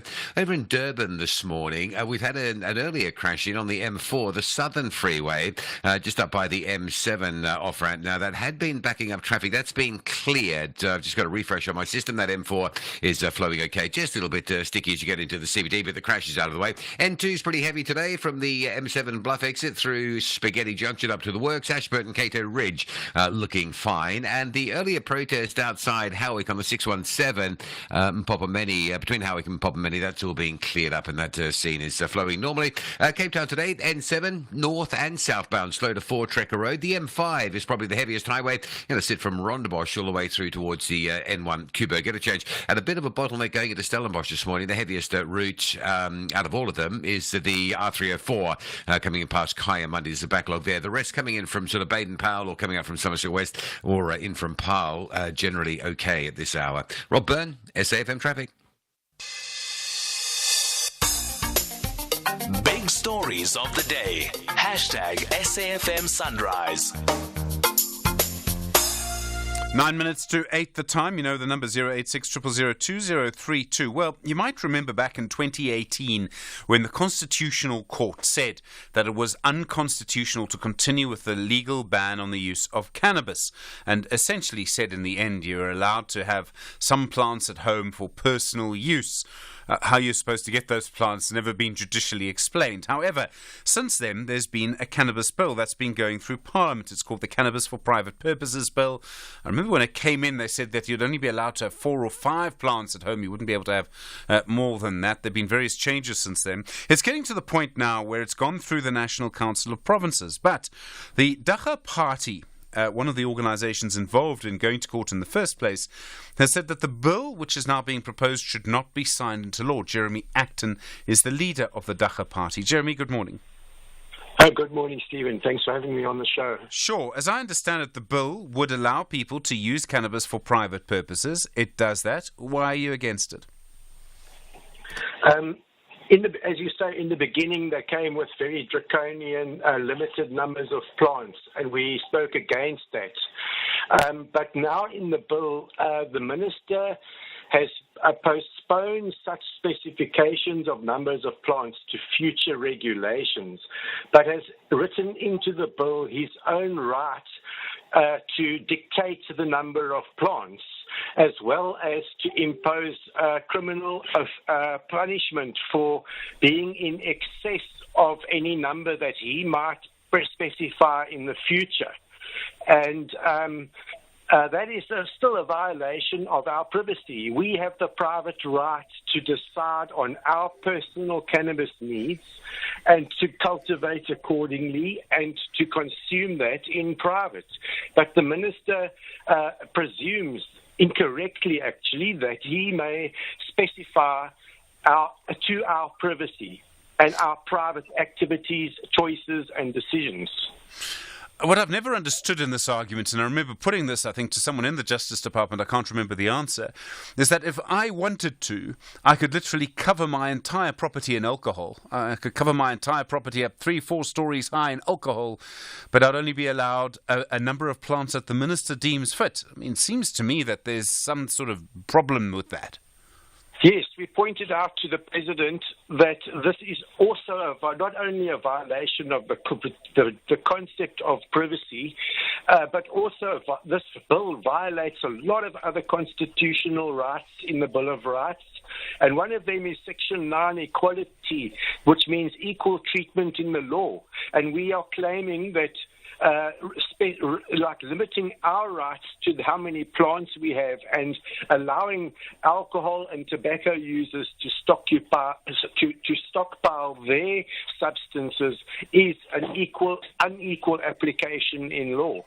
And I really just cannot understand how the Portfolio Committee for the Minister of Justice and the National Council of Provinces cannot see this. There are various political parties in Parliament, right? And obviously, in this case, Parliament was complying with the Constitutional Court judgment. I'm slightly. Well, okay, I'm going to come to that. Just hold on. Yeah. I'm slightly surprised that there seems to be none of the established political parties, let me use a better phrase, none of the bigger political parties seem to be campaigning really for a permissive or a looser or a more sort of freer use of cannabis. Everyone seems to be just trying to control it. It was always an agenda of control before the prohibition was lifted in South Africa, but they're trying to maintain it. And in fact, the other parties the other political parties in South Africa do not even talk about dagga. It's politically incorrect. Perhaps their constituency, it's not an issue for them, but those who voted for it are not voting for a cannabis bill that is for the people. They're voting for a cannabis bill which is against the people and against the plant and our right to privacy. Okay. You believe that if the bill goes through now, it would be unconstitutional. You were one of the applicants, I think, in the first case. You'd have to go back to court again. I'm going to go back to court again, but there is another way, and that is to go and simply lay charges against everybody who signed and okayed this in a police station. And I'm also inviting other people to read my letter.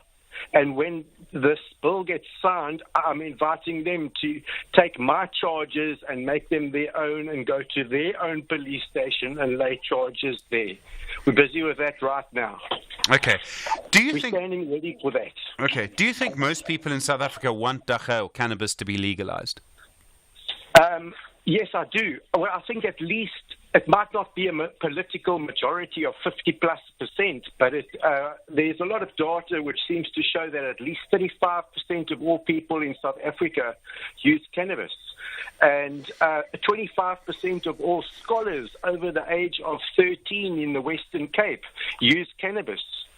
So, yes, I think we are enough of a scale of a grouping to at least have our rights in the way that respects us. Okay, so why not contest in the election is where I'm going with this. Well, I mean, you aren't contesting as far as I know. No, we're not contesting because one of the things that happened late last year is the state changed the Electoral Act to require political parties outside of Parliament to first raise 14,000 signatures in order to qualify to participate, in addition to the massive election deposits and other administrative requirements. And this was conveyed to me for the first time in a briefing to political parties on the 22nd of January. Not 3 weeks later, the president announced the elections. So it was impossible logistically and administratively for us to cope with 14,000 signatures in hard copy uploaded to the IEC website. Other parties did it. Build One SA did it. Rise Mzansi did it.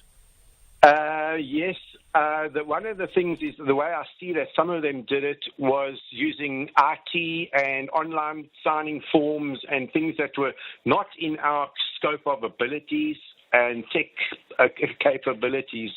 And so I decided that, yes, you guys can do it, but I can't cope with this in this short time span.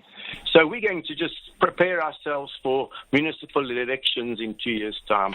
All right, thank you very much indeed. Jeremy Acton is the leader of the Dagga Party. They're not contesting the elections at this stage. Well, just interesting to see how it all develops, and I'm sure it would see more court action on that. It did seem in 2018 that this should be something that could be dealt with really very quickly. So I'm a little surprised that it's still being such a big issue. Lots to come in the next little while. We'll talk air quality. Also from 8:30, how to vote. Not who to vote for. You'll have to decide that yourself, I'm afraid. But how to vote. You've got 3 ballot papers. If you can't vote for the Dagga Party, how do you make sure that you vote correctly? That's going to be one of the questions that we'll be looking at. And then also what's going to happen with independent candidates in this election. So that to come for you in the next little while. You're with SFM leading the conversation. Good morning. It's 8 o'clock. Independent and impartial. This is SFM News. And top stories this hour. Parliament guarantees continuity as Speaker takes leave of absence. And another Gaza ceasefire draft resolution at the UN. Good morning. Parliament has given the assurance that its business will continue uninterrupted as the National Assembly Speaker Nosiviwe Mapisa-Nqakula takes a leave of absence. The parliamentary spokesperson Moloto Mothapo says Mapisa-Nqakula will attend to the National Prosecuting Authority's investigation into her corruption allegations. Last week, the NPA raided Mapisa-Nqakula's home in Johannesburg. She is accused of soliciting a 2.3 million rand bribe from a contractor while she was Defence Minister. Mothapo says Deputy Speaker Lechisa Zinodi will assume Mapisa-Nqakula's role. The Speaker has also formally notified the Deputy Speaker of her decision to take leave, and also she has requested her that in his capacity as the acting Speaker formally inform the House of the development at its next sitting. The Speaker's leave of absence is provided for in the rules of the Assembly, which state that if a member's absence extends beyond 15 consecutive sittings of the House, a motion explaining the reason and duration of the absence must be introduced. Meanwhile, a legal expert Ntabiseng Dubaza says Mapisa-Nqakula's legal team's application requesting a docket relating to her case is unlikely to succeed. The case will be heard in the High Court in Pretoria today. Mapisa-Nqakula's legal team has lodged an urgent application to prevent police from arresting her and getting all information relating to the case to prepare her defense. Dubaza says Mapisa-Nqakula has jumped the gun by lodging the application. She ought to have waited for her to know what the exact charge is and then acted on that.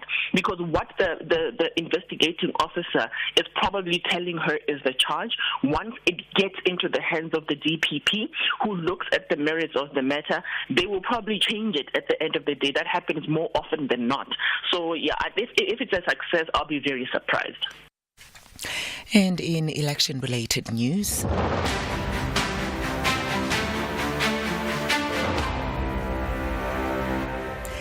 The Electoral Commission's Deputy CEO, Masego Shiburi, says political party leaders must set a good example in their conduct to prevent political violence ahead of the May 29 general elections.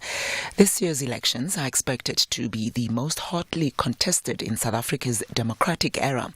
The governing ANC is said to be facing a tough challenge in its bid to retain its majority. Shiburi says the Commission is working with the Electoral Court to ensure accountability.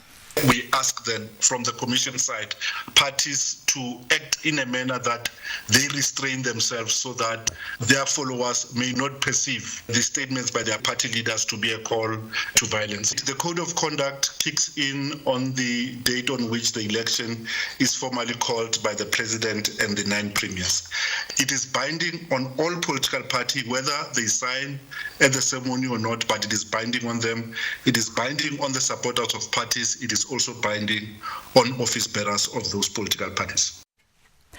Supporters of the main opposition candidate in Senegal's elections have been celebrating as provisional results appeared to give him an early lead. Local media say Bassirou Diomaye Faye is ahead of the former Prime Minister Amadou Ba. Several other opposition figures have conceded in Faye's favour. The BBC's James Copnell reports from Dakar. Millions of Senegalese voted in what observers say was a largely calm and well-organised election day. That will go some way to reassuring those concerned about the health of Senegal's democracy after the uncertainty created by President Macky Sall's failed attempt to delay the vote for almost a year. Just under 2 weeks ago, Bassirou Diomaye Faye was still in prison. Now, his supporters believe he could even win the election outright in the first round.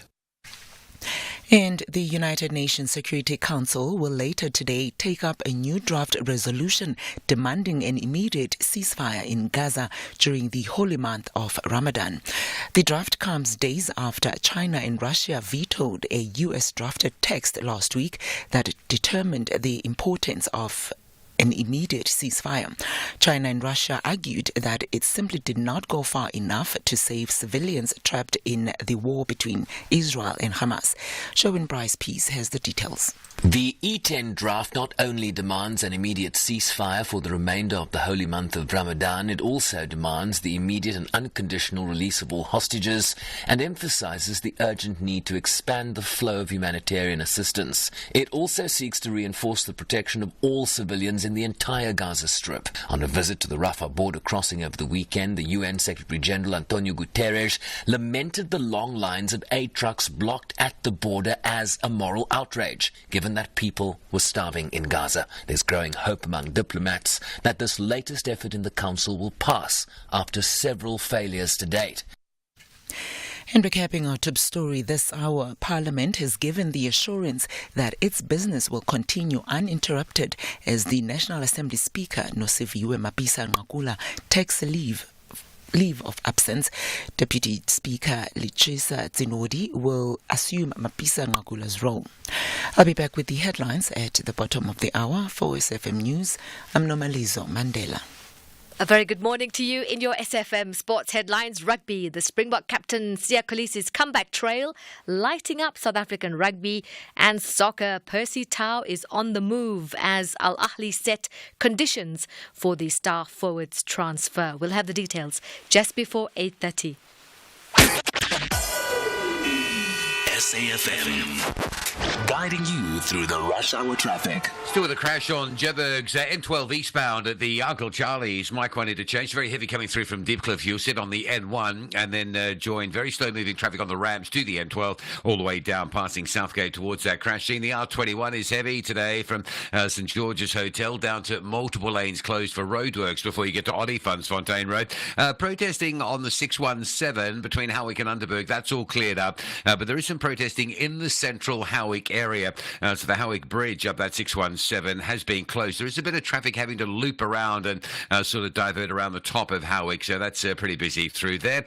Still very heavy on Durban's N2 North from the M7 through Spaghetti Junction into the work zone. Cape Town's M5 has been a problem this morning. It's still busy from Rondebosch all the way through to Kuburg. Get a change. And a crash on Marine Drive at Racecourse Road causing quite a big backlog for motorists coming out of Tableview Parklands and Bloberg all the way past Sunset Beach towards Milnerton. Very heavy. Rob Byrne, SAFM Traffic.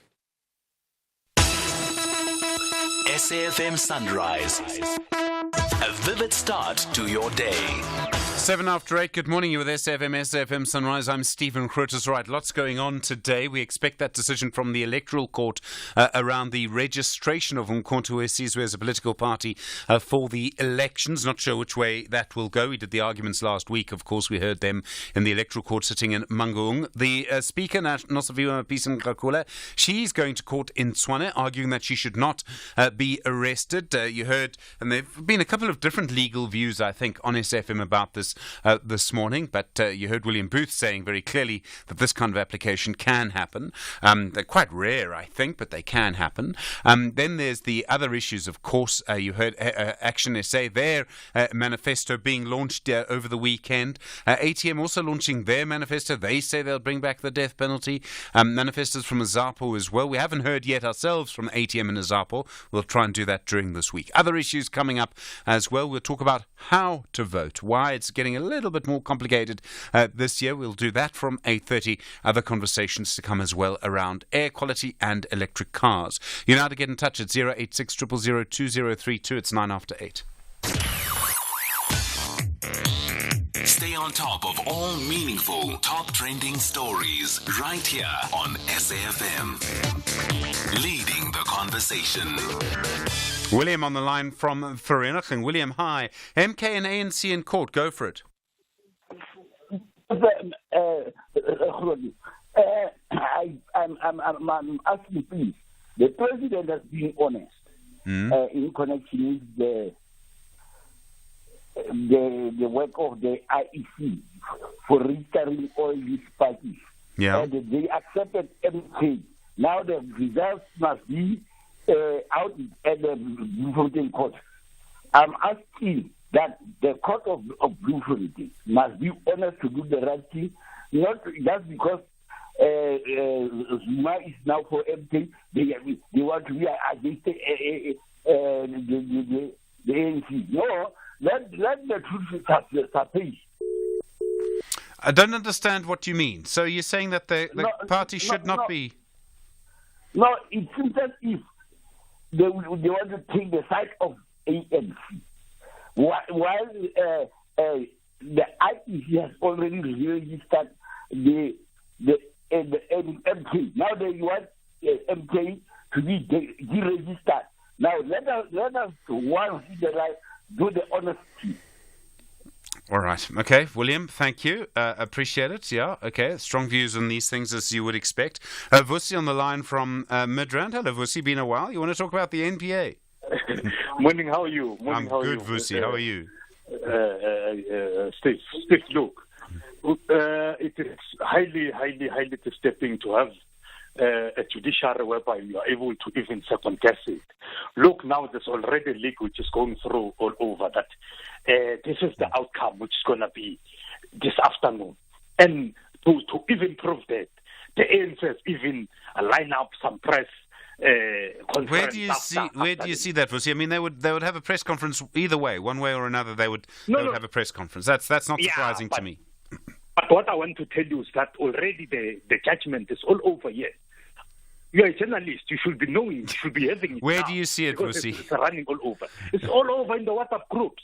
Okay, well, yeah. just because there's something claiming to be a judgment. Any ANC member, ask any ANC member, is having it. So you can't have that kind of judiciary.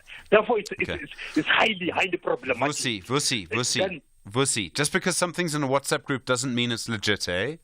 Doesn't mean that. No, I get you. But what I want to raise it to you is that you need to have a judiciary, which the society will have confidence in it.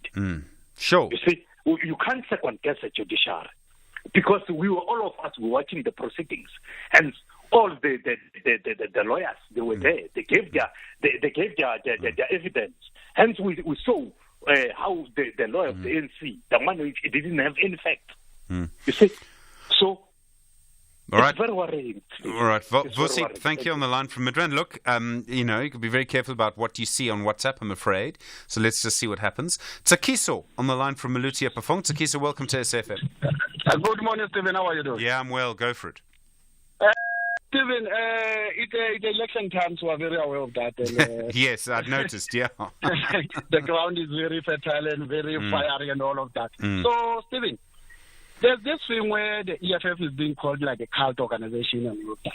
Well, that's what some of its critics say, yeah. But can we be frank and be fair? Mm-hmm. We have organizations like the BOSA, what Mzansi, as Mzansi. Those organizations, they haven't went to the elective conference and all of that. Yeah. And this one of Gaten McKinsey, apparently 10 years old. Yeah, it is. I think it is 10 years old, yeah. Have you ever witnessed the elective conference? Sakiso, that's such a good question. I can't think of it. I'm going to have to phone Gayton and ask him. I can't remember. I mean, maybe they had one and I just missed it. It's entirely possible. Right, and between EFF and that organization, which one is the cult organization, according to you? I don't know. I mean, it's not for me to say, Sakiso. But I mean, I think it's strong language to call a political party a cult anyway. I don't know if I would say that about any of them. But those political parties, they are the ones that call the EFF a cult. They made the EFF their problem. The problem is no longer the ANC, it's the EFF. Yeah, look, I mean, I don't know, but I do think that political parties that let me put it like this, Takiso, in my view, a political party that's going to do well over a long period of time needs to manage elections and needs to manage a change of leadership. I think we can say that. I think we can accept that. That doesn't mean if someone's been a political party leader for 10 years, that's a bad thing. In fact, I can think of at least one example of a leader who's been the leader of the party for almost 20 years or more than 20 years, and they'll be contesting elections. Yeah, that's why I said let them be fair on us. They are playing with our minds. Let them be fair over. Let them go to the conference. The conference is the only thing that build or destroy the organization. We witnessed the EFF coming out of that united than before. So let them not lie to us. They are not organized. They are the ones who are the cult leaders. Okay, well that's what you say, Tsakiso. But as I say, there's another political party where a person's been leader of that party for at least twice as long as Julius Malema's been leader of the EFF. Tsakiso, thank you. On the line from Maluti Epafong, 8:15. Big stories of the day. #SAFM Sunrise. Well, one of the big changes we've seen in the last few months is government's attitude to electric vehicles. Now, around the world, you'll know that people are buying electric cars and that countries are banning and preparing to ban internal combustion engines. In other words, you won't be able to buy a petrol-driven car, say, in the UK or Japan or some parts of the US, I suppose, in about 10 to 15 years from now. What that means is that the cars that we make, so we make cars in Roslyn, in Tshwane, in Gqeberha, where the president was over the weekend, in East London, we make cars in other places too. Durban has a big plant or two. That those engines, the cars that they make, have to change to internal combustion engines. And the finance minister Enoch Godongwana announced during his budget, and there've been changes to this, that basically government will subsidise companies to change the way in which they build cars. So they'll give them a tax incentive of 150%. Professor Yanni Rousseau is an economist at the Wits Business School. Professor Rousseau, good morning. Good morning, Stephen, and good morning to the listeners. In some ways, there may be a little bit of controversy here. You tell me. Is it strange for a government to basically give companies money to change the way they make cars? Because that is what's happening here, isn't it? Yeah, governments often subsidize aspects where they want more investment. However, in our case in South Africa, with electric vehicles, we have two problems. One is our taxpayers are already stretched. So if there are tax incentives to manufacturers, it means either replacement taxes will have to come from somewhere or the government will have to spend less on something else. And that is the type of explanation we want. The problem, of course, is that governments often make promises before general elections. Then the second problem in South Africa's case is that we don't have uninterrupted electricity supply. We have load shedding, which makes the sale of electric vehicles in South Africa particularly unattractive. So if government starts subsidizing manufacturing of electric vehicles, it will definitely have to be for the export market. I think government, there's a little bit of a sort of tax credit or something for people who make cars here and export them anyway. I mean, isn't that just a continuation of normal practice? And as you say, this is something governments do. Yes, governments do, but we have no idea what the intended cost of this will be. And I'm always concerned when governments make promises. When governments make promises without telling us what the implications will be. Governments, when they make promises, should also give us the numbers so that we have something to work with and understand what is at stake. The other thing I don't quite understand is why it would be a sort of tax incentive of 150%. In other words, for every 100 Rand you spend on changing your car production system, you get 150 Rand from government. I mean, that's quite a big incentive. They're paying you. It's not just that you get tax back. They're paying you to do it. Yeah, they're paying you to move in a specific direction. We saw the same in South Africa with solar panels a year ago, where businesses got 125% tax reduction on solar panel investment. And of course, with that incentive, we saw a lot of solar panel investment happening during the previous fiscal year. So in that case, the government achieved its intended objective, namely more solar power generation, which did help to contain load shedding to stages 3, say 4, 5, and 6. Without such investment, we might very well have been at, say, load shedding stage 8 or so. So it is when government wants to encourage a particular behavior that they give these tax breaks of larger than 100%. There are other issues. So around the world, and I made the point deliberately in the introduction that this is changing. You just won't be able to get away with making petrol-driven cars or only petrol-driven cars for much longer. Our car industry has been a little frustrated, I think, that government's taken a little while to sort of change its policy. And is this part of the problem? And if you change a policy too late, you pay a bit of a price for that. Now you have to incentivize people because they have to do it so quickly. Yeah, indeed. If you fall behind the curve, there will be cost incurred, in this case, by vehicle manufacturers.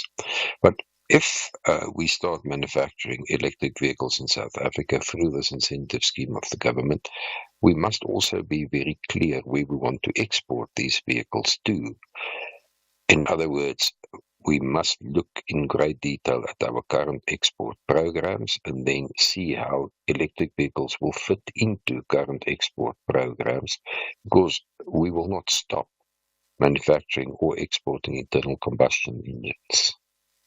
Are there other policies that we could use instead of doing it this way? Well, if we talk about policies, we need action. And the first thing we need in South Africa, of course, is uninterrupted electricity supply with no load shedding, which will make electric vehicles a more attractive option in South Africa. But we've been talking about this, I think, probably for 16 years since we had load shedding for the first time in 2008. And by the looks of it, load shedding is going to be with us still for years to come. So it will make electric vehicles unattractive in South Africa. And if you don't have a market in your country where you manufacture, it will make your export drive difficult. Professor Yanni Rousseau, thank you. An economist at the Wits Business School. Really appreciate the time. 21 minutes now after 8 o'clock.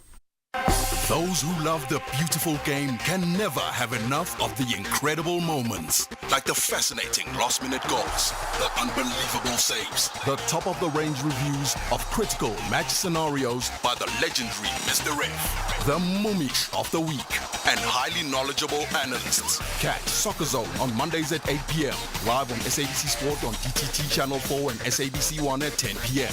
Also available on SABC Plus and SABCSport.com. Hashtag We Love It Here. Proudly brought to you by SABC Sport. For the love of the game. Beyond the headline on SAFM. Generally, from side to side, do you find that there is an issue around the employment of teachers, your members, who have been convicted, who do make their way through the system and fall through the cracks? Well, it is possible until the time when there was a decision by the South African Council of Educators to then say anyone who has got to be employed must produce proof that they have not been convicted of any crime, in particular sexual conduct or sexual crimes. If there are those who have been employed before, therefore, because they have not been verified. Thank you so much. That is Mokoena Maluleka, who is the General Secretary of the South African Democratic Teachers Union. Beyond the headline with Aldrin Sampear. Weekdays, 3 to 6 p.m. The Science of Life on SAFM. So when you breathe in and breathe out, Do you ever think about the quality of the air that you're breathing? And there's new research that suggests, in fact, Benoni has the worst air quality on the continent, followed by Mangaung, and both of them exceed the World Health Organization's guidelines by some measure. Well, let's speak now to Professor Rebecca Garland, an associate professor in the University of Pretoria's Department of Geography, Geoinformatics and Meteorology. Professor Garland, good morning. Thanks for your time. Good morning. Thanks for having me. I have to say, I had always been told, and NGOs had told us consistently, and they had claimed to back it up, that the air quality around the power stations in Mpumalanga was the worst in South Africa, and among the worst in the world. And yet we're now told that, in fact, Benoni is worse than that. Yeah, so this is why I personally don't like ranking things, because we're not really comparing apples to apples with this. So when we look at the large concentrations of NO2, which is what is over in Mpumalanga, and that's NO2 is one of the gases that come from like Eskom, we're looking through with satellite measurements, which actually measure that pollutant anywhere that it is in the atmosphere. And so that's one pollutant. This new report that came out is focusing only on these small particles, what we call PM 2.5. So these really small particles. And what they're doing is they're using some of our ground-based measurements and using just those and trying to, I think, model where we have gaps on what is the largest concentration. And I just looked, the station, there's only one station near Benoni, which is what they must have been using for this analysis. So that's the first thing I always do, like what are they talking about and where's the data coming from? Which is why that we now have these different messages. There are all sorts of things that come from this, but either way, there clearly are some problems in some places in South Africa where the air is, how do I put this? I need to put it quite carefully, where the air is not what the World Health Organization wants you to breathe. Right. So, and that's one reason I don't like talking about the worst, because we have problems. We definitely have areas where our pollution exceeds our own ambient standards. And so that's what we use to see if the air is a risk to health or not. One of the problems with the World Health Guidelines, particularly for PM 2.5, is it's really low. And in a country like us that is semi-arid, that has dust, it would be impossible in many places for us to make that limit. We've seen modeling that shows that, because just the dust in our air would put us above that. So it's always better to have lower values, but we use our national standards. And there are places definitely that exceed for many different pollutants. And that's what the court case, 2 years ago, was about with the Highveld priority area. Yeah. What impact does this bad air have on you? And I've spoken to people who say it's given them asthma, or it's given their children asthma. Is the impact that bad? Yeah. So air pollution, it affects many of our different systems. It can affect your respiratory and cardiovascular. So asthma can exacerbate asthma. That's even different pollutants, but it can lead to respiratory problems. And some, such as PM and ozone, they can lead to premature mortality even. So it is definitely serious, and we need to improve air quality for certain in areas that are polluted. The areas that are polluted, are they all industrial? No, they're not all industrial. Urban areas are also very polluted. Places that have really local sources, such as burning. Also, indoor air pollution can be a problem if you're burning coal or wood to cook on. You're exposed to really high levels. Next to roads, you can have pollution, right, with all those cars. So it's we have to think of all of the different sources. It's not just industry. If it was just industry, it'd be easy to do one thing and get rid of it. Unfortunately, we have to work across all sectors that pollute. And including, I saw the year before, this report found, I think it was Tambazimbi was very high levels, but that was because of really bad salt fires. So salt fires also, of course, emit pollution. So we have to separate what's sort of human-made and what's not. Yeah, like what can we do? What can we not do about it? And so we'll always kind of have this baseline, right, from these natural sources. But there's a lot of improvements that we need to make to improve our air quality. Professor, thank you. Professor Rebecca Garland, an associate professor in the University of Pretoria's Department of Geography, Geoinformatics and Meteorology. 27 after 8. This is SAFM Sport with Zai Khan. Zai, good morning. The story of Siya Kolisi. I know, new details emerging about the journey of Kolisi from the surgery room back to the rugby field. Nothing short of miraculous. Now, he had a serious knee injury, and as well as his mental fortitude and leadership that he's shown throughout this period. Remember, Kolisi is a player who is a symbol of hope and resilience for many South Africans, and he carries the expectations of a nation on his shoulders. And his recovery in time for the World Cup has been having him nominated for the Comeback of the Year award, and that's at the Laureus Awards. This is when he led the Springboks to back-to-back world title as their captain. So it's interesting to see what determination, hard work and a positive mindset can achieve. Staying with rugby, the 2024 edition of the Currie Cup is under major threat of being called off. And that's due to reported boardroom battles over the workloads of professional players. This year's competition has been moved to a new slot between July and September so that it doesn't overlap with the Vodacom URC or European Cup as it did last year. A new format was drawn up that divided the 8 teams into 2 pools of 4. Each team would reportedly play the teams in their pool, home and away, and will play just 1 game against each other in the other pool. Cricket action, the Gujarat Titans clinched a tight 6-run win over the Mumbai Indians in their Indian Premier League match. Mumbai won the toss and sent the Titans into bat, with them managing a chaseable 168 for 6 in their 20 overs. Mumbai then looked well on target for an easy win, with South Africa's Deval Brevis 46 of 38 balls and Rohit Sharma 43 of 29 balls, taking them to 107 for 2, and that's after 12 overs.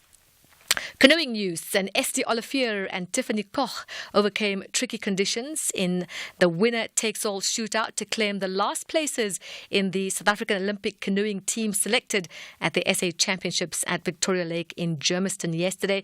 The pair beat the 2012 Olympic bronze medalist Bridget Hartley and former World Surf Ski champion Michelle Byrne. Now in Paris, they will join the men's K2 500 winners Andy Burkett and Hamish Lovemore, who won the final by a big enough margin to avoid the tense shootout series. And finally, Formula One, Ferrari's Carlos Sainz ending Red Bull's Formula One winning streak yesterday when the Spaniard took advantage of Max Verstappen's early retirement to win the Australian Grand Prix just 2 weeks after missing the previous race in Saudi Arabia due to an emergency appendectomy. Here's Sainz.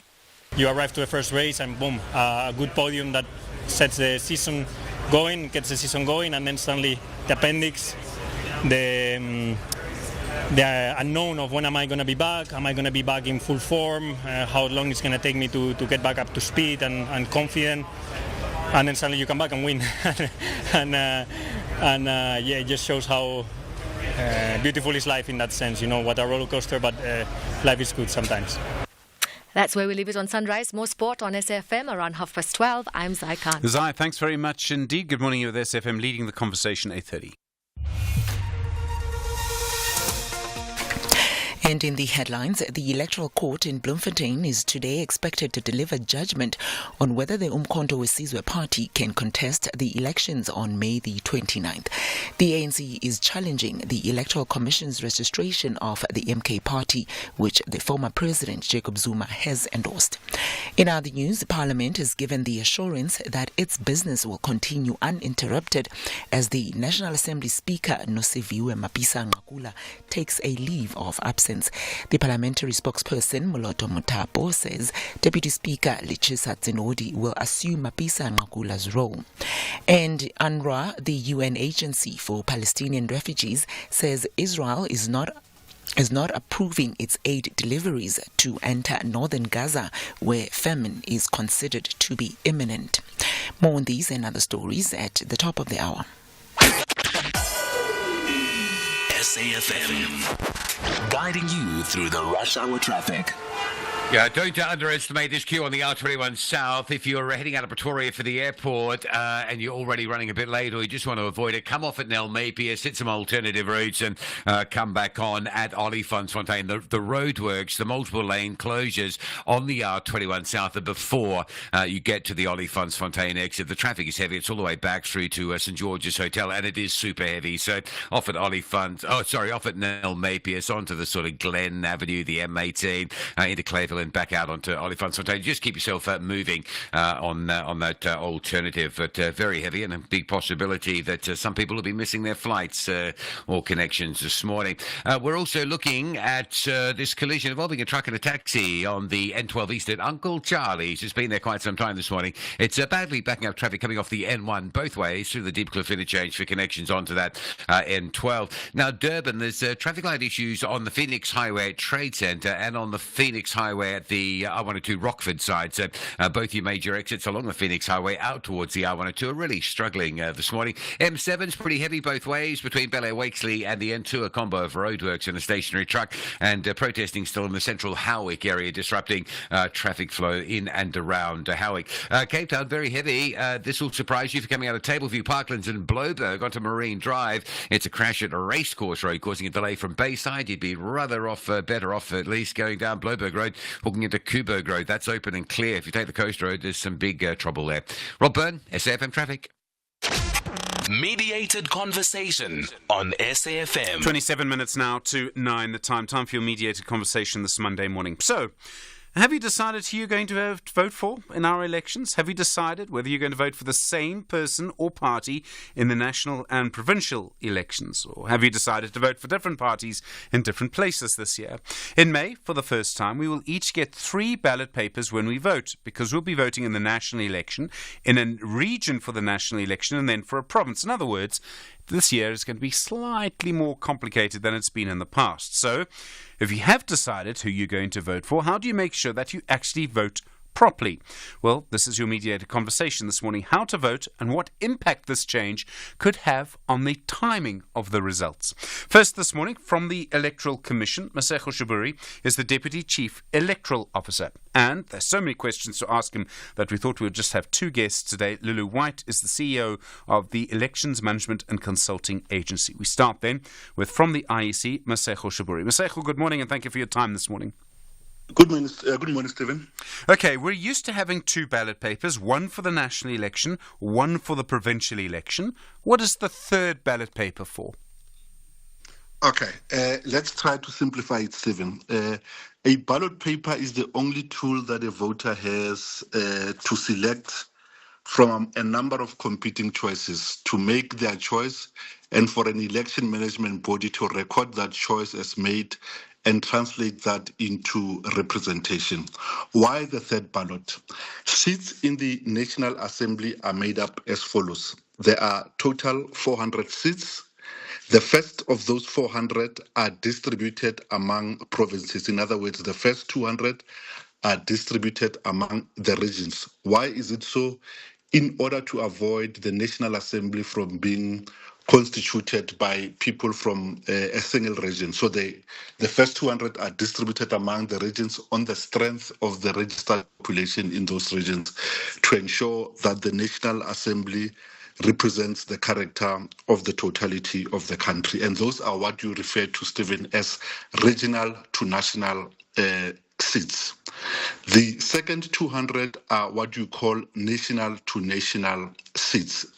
In the past, before the inclusion of independent candidates, the elections of those 2-tier assembly of the National Assembly were conducted on a single ballot. It was possible because only political parties contested the elections. So what we did is that on that single ballot, we would count the party vote twice. Once for an election and an outcome in the region, and secondly, for an outcome and election in the national to national component. So the election have always been a 2-tier election. However, because only political parties contested, we were able to reduce the burden on the voter and use a single ballot paper for voters to record their choice. With the inclusion of independents, it would be unfair to proceed with a single ballot paper because you are basically forcing persons who want to vote for independence into a binary choice of an either or. So the ballot papers for the elections in the National Assembly are now separated. There is a specific regional ballot which will be unique to every region in the country, the 9 regions, based on the number of parties contesting there as well as independent. So the regional ballot is contested by both parties and independent candidates. And the second 200, which is the national to national, is reserved for contestation only by political parties in order to honor the constitutional injunction in Section 46 that elections must result in general proportional representation. So the third ballot then will be the ballot as we've known it, the ballot for a legislature election. So there'll be one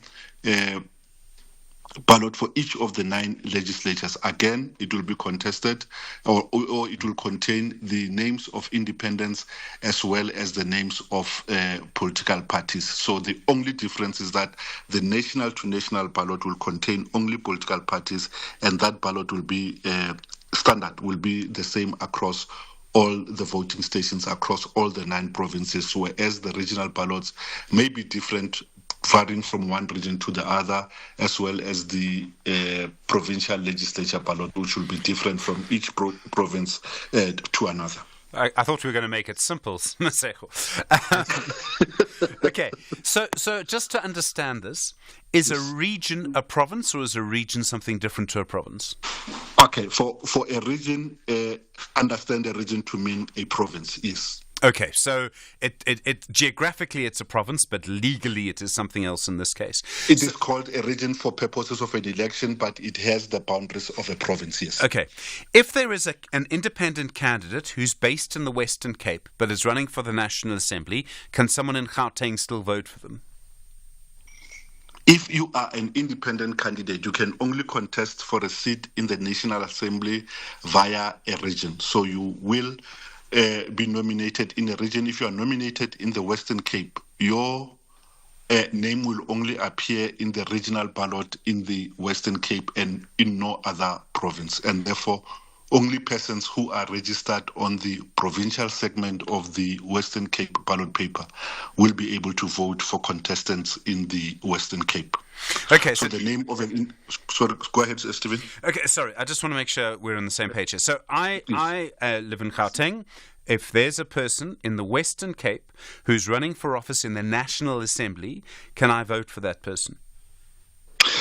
Unfortunately, if you are in Gauteng, you are only able to vote for persons who are vying for seats in the National Assembly via the region of Gauteng. So if you are in Gauteng, you won't even have sight of the regional ballots in the Western Cape. But a political party based in the Western Cape going for seats in the National Assembly, I could vote for.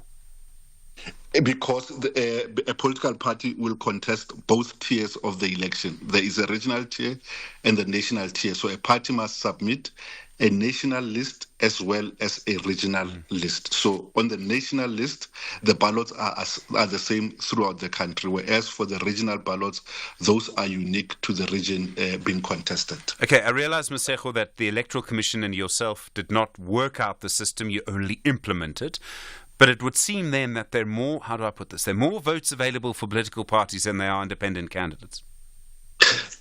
Our system is a proportional representation system. So a person, an independent or a party must meet the same quota of votes to get a seat. So the contestants all have to meet the same number of votes to get a seat. Yes, but the person in the Western Cape can't get the vote from the person in Gauteng, is what I'm trying to get to, whereas a political party can. Indeed, because but they do not get the votes for the region; they get the vote only for the national. And in the national, independents are not contestants. So even if you had ballots throughout the country, those you can't vote for an independent outside of a region in which they are contesting. So there are two distinct elections. The national to national is only parties in order to restore proportionality in general, whereas for independents, they must contest in their region. Okay. Let's take a breath and talk about the provincial election. That's simpler, right? I vote once. That should be simple, yes. Okay, cool. What happens if I get my ballot papers muddled up because I'm an idiot and now I only have three ballot papers and I can only manage two because that's what I'm used to, and I put them in the wrong box? What happens after that? No, that should not be a problem. Once we put them in the wrong box, when we start counting, there's a step that is required that we must sort those ballots. So we'll sort them by election type, so your vote is not lost. Okay. And when I get the ballot paper, there'll be logos on it, and those logos will be pretty obvious, although I imagine because of space they'll be pretty small. We will try to keep the logos as the size that voters are traditionally accustomed to. And because we're doing that, the trade-off might just be that we may end up with certain elections contested on a ballot paper on a two-column. In other words, parties set out on the left as well as on the right. But in that instance, we will have a bold divisor to alert people that they can only make a mark in a single column. Just to summarize the identifiers on the parties, from research, voters have told us that the majority don't even know the full names of their parties. So they use visual clues for purposes of identifying their party of choice. So the identifier columns on the ballot are set out as follows. The first will be the full name of a political party, the photograph of the leader, the registered leader of a political party. The third identifier will be the abbreviated name, where a party has registered an abbreviated name. And the last identifier before the block in which you make a mark will be the logo of a political party. So for independents, we'll have the full name of an independent, the photograph of an independent, and the words independent written in full before the block in which a voter makes their mark. Okay, so on the ballot paper there'll be two columns, but you're not looking at two-page ballot papers. So far, I can say with some level of confidence that fortunately, we are not going beyond a single-page ballot. Okay, thank goodness, because I've never been able to find a staple when I need it, and I can't imagine what that would be like for you. How do you decide what order you put the parties in on the ballot paper? Traditionally, and I think it is the principle with which the Commission will persist, when we do the code of signing ceremony, we also do what we call the ballot paper draw. So parties that are contesting a specific elections their names are put into a hat. We draw lots. The party that we draw first will have the coveted top spot on the ballot paper, and it determines the alphabetical sequence of all the ballot papers. You'll recall, I think in 2021 or 2019, the Freedom Front Plus was the party on top of the ballot paper, and the ballot paper then followed the alphabetical sequence of the Freedom Front Plus. So that is how you determine the party at the top of the ballot paper. Okay. If you now have three ballot papers, in the past you've been able to predict quite accurately how long it will take each person to vote. So there's an average, and how long it will take you to count. There'll be an average of that too. And historically, to my memory, yours will be better about our elections, Mr. Shibiri, but basically we vote on the Wednesday, all the way through Wednesday. By the time you wake up on Thursday morning, if you go to the IEC app, you get a kind of sense of where things were, but you really needed to wait until Saturday evening for elections to be proclaimed. So that's when you would know the sort of final result. Are you expecting it to take longer for people to vote this time around? We anticipate that it will take persons longer to vote because of two things. One, we anticipate that we may have a higher turnout than in the past election. You're really expecting a higher turnout? That's so interesting. Judging by the excitement in the political sphere, we think that there might just be an improvement in voter turnout if the noises in the political space translate into into turnout at the voting station. Secondly, because of the configuration of ballots, 3 ballots instead of 2, and the length of the ballots given the number of contestants, we think that there will be we will take longer than to count than in the past. However, we are putting measures in place. One, to help with the flow of queues, we will have big orientation ballots at each voting station so that a voter is not confronted with a ballot paper for the first time in the booth. A person can orient themselves with the ballot to know whether their party or candidate is toward the top or toward the bottom on the first or second column. Secondly, we are investing counting resources, additional counting resources before the close of stations to bring in fresh people who will help us with who will help the presiding officers with the count. Even if we were to finish the count earlier than that, we can't release the results until the earliest we can ever release results will be 9:01 on the Friday evening, because we must first allow contestants to lodge objections, consider those objections, and only then can the commission release the result. We are planning on releasing the result on a Saturday, but if we are unable to, we will give the South African voters an indication of the date on which the result will be released. Just as a thought, the majority of the voters in the majority of municipalities will already be accustomed to voting on 3 ballots. Only the 8 municipalities, which are metropolitan municipalities, only do we vote on 2 ballots. The rest of the country in municipal elections vote on 3 ballots. So we think that will also help, because the majority of municipalities are used to voting on 3 instead of 2 ballots. Okay. So still probably by sort of Saturday as things go. Within all of this, there's a lot going on, and there are things being done in a slightly different way. Does that worry you that it increases the scope for misunderstanding by 2 people, 1 voters and 2 parties who don't like the results when they come in? So when you have a change to a system, it increases the scope for lack of understanding of that system. It's one of the reasons we're doing this. But are you worried there could be more disputes this time around? Indeed, with each election, the number of disputes increase. Let's illustrate the point differently. In the 2021 municipal elections, you had 100,000 persons competing for a finite number of 10,400 seats. So in that context, the 10,400 that are successful, their voices will be drowned out by those 95,000 that have lost. And it is easier then for a narrative to start to be woven that something untoward occurred in the elections. We are having structured liaison, including the inclusion of those new parties into a PLC, so that people understand, so that it is not out of ignorance that they make statements or they behave in a manner that is inimical to the conduct of free and fair election. But to come back to your question, we expect that there might just be higher rates of objections this time around because of pure misunderstanding, but also I don't think it is easy to lose an election. Maseko Shaburi, thank you very much for your time. I know you have a busy morning ahead. I really appreciate the time. The Deputy Chief Electoral Officer at the Electoral Commission. In a moment, Lulu White, the CEO of the Elections Management and Consulting Agency. 9:10. SAFM, guiding you through the rush hour traffic.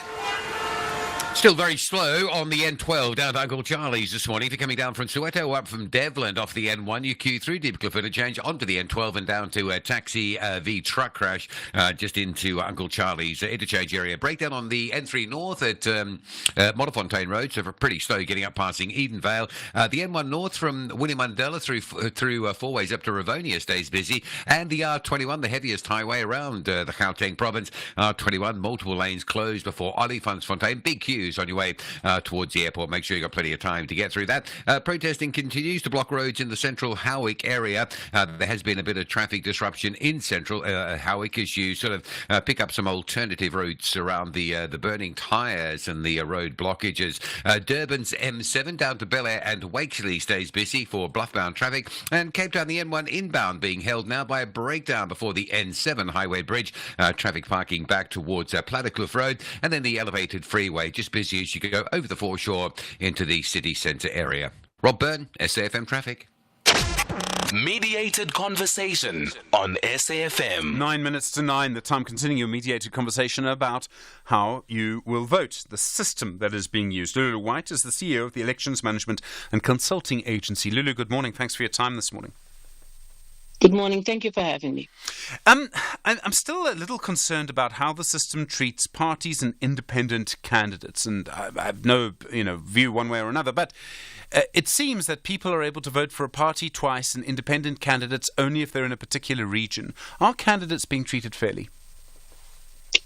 Look, the argument that was advanced by independent candidates in the last court case was exactly what you're saying, because they felt that the fact that at National Assembly people are able to actually vote for a political party, and that independents can only be voted for provincial to province to province ballot and a region to national, it basically limited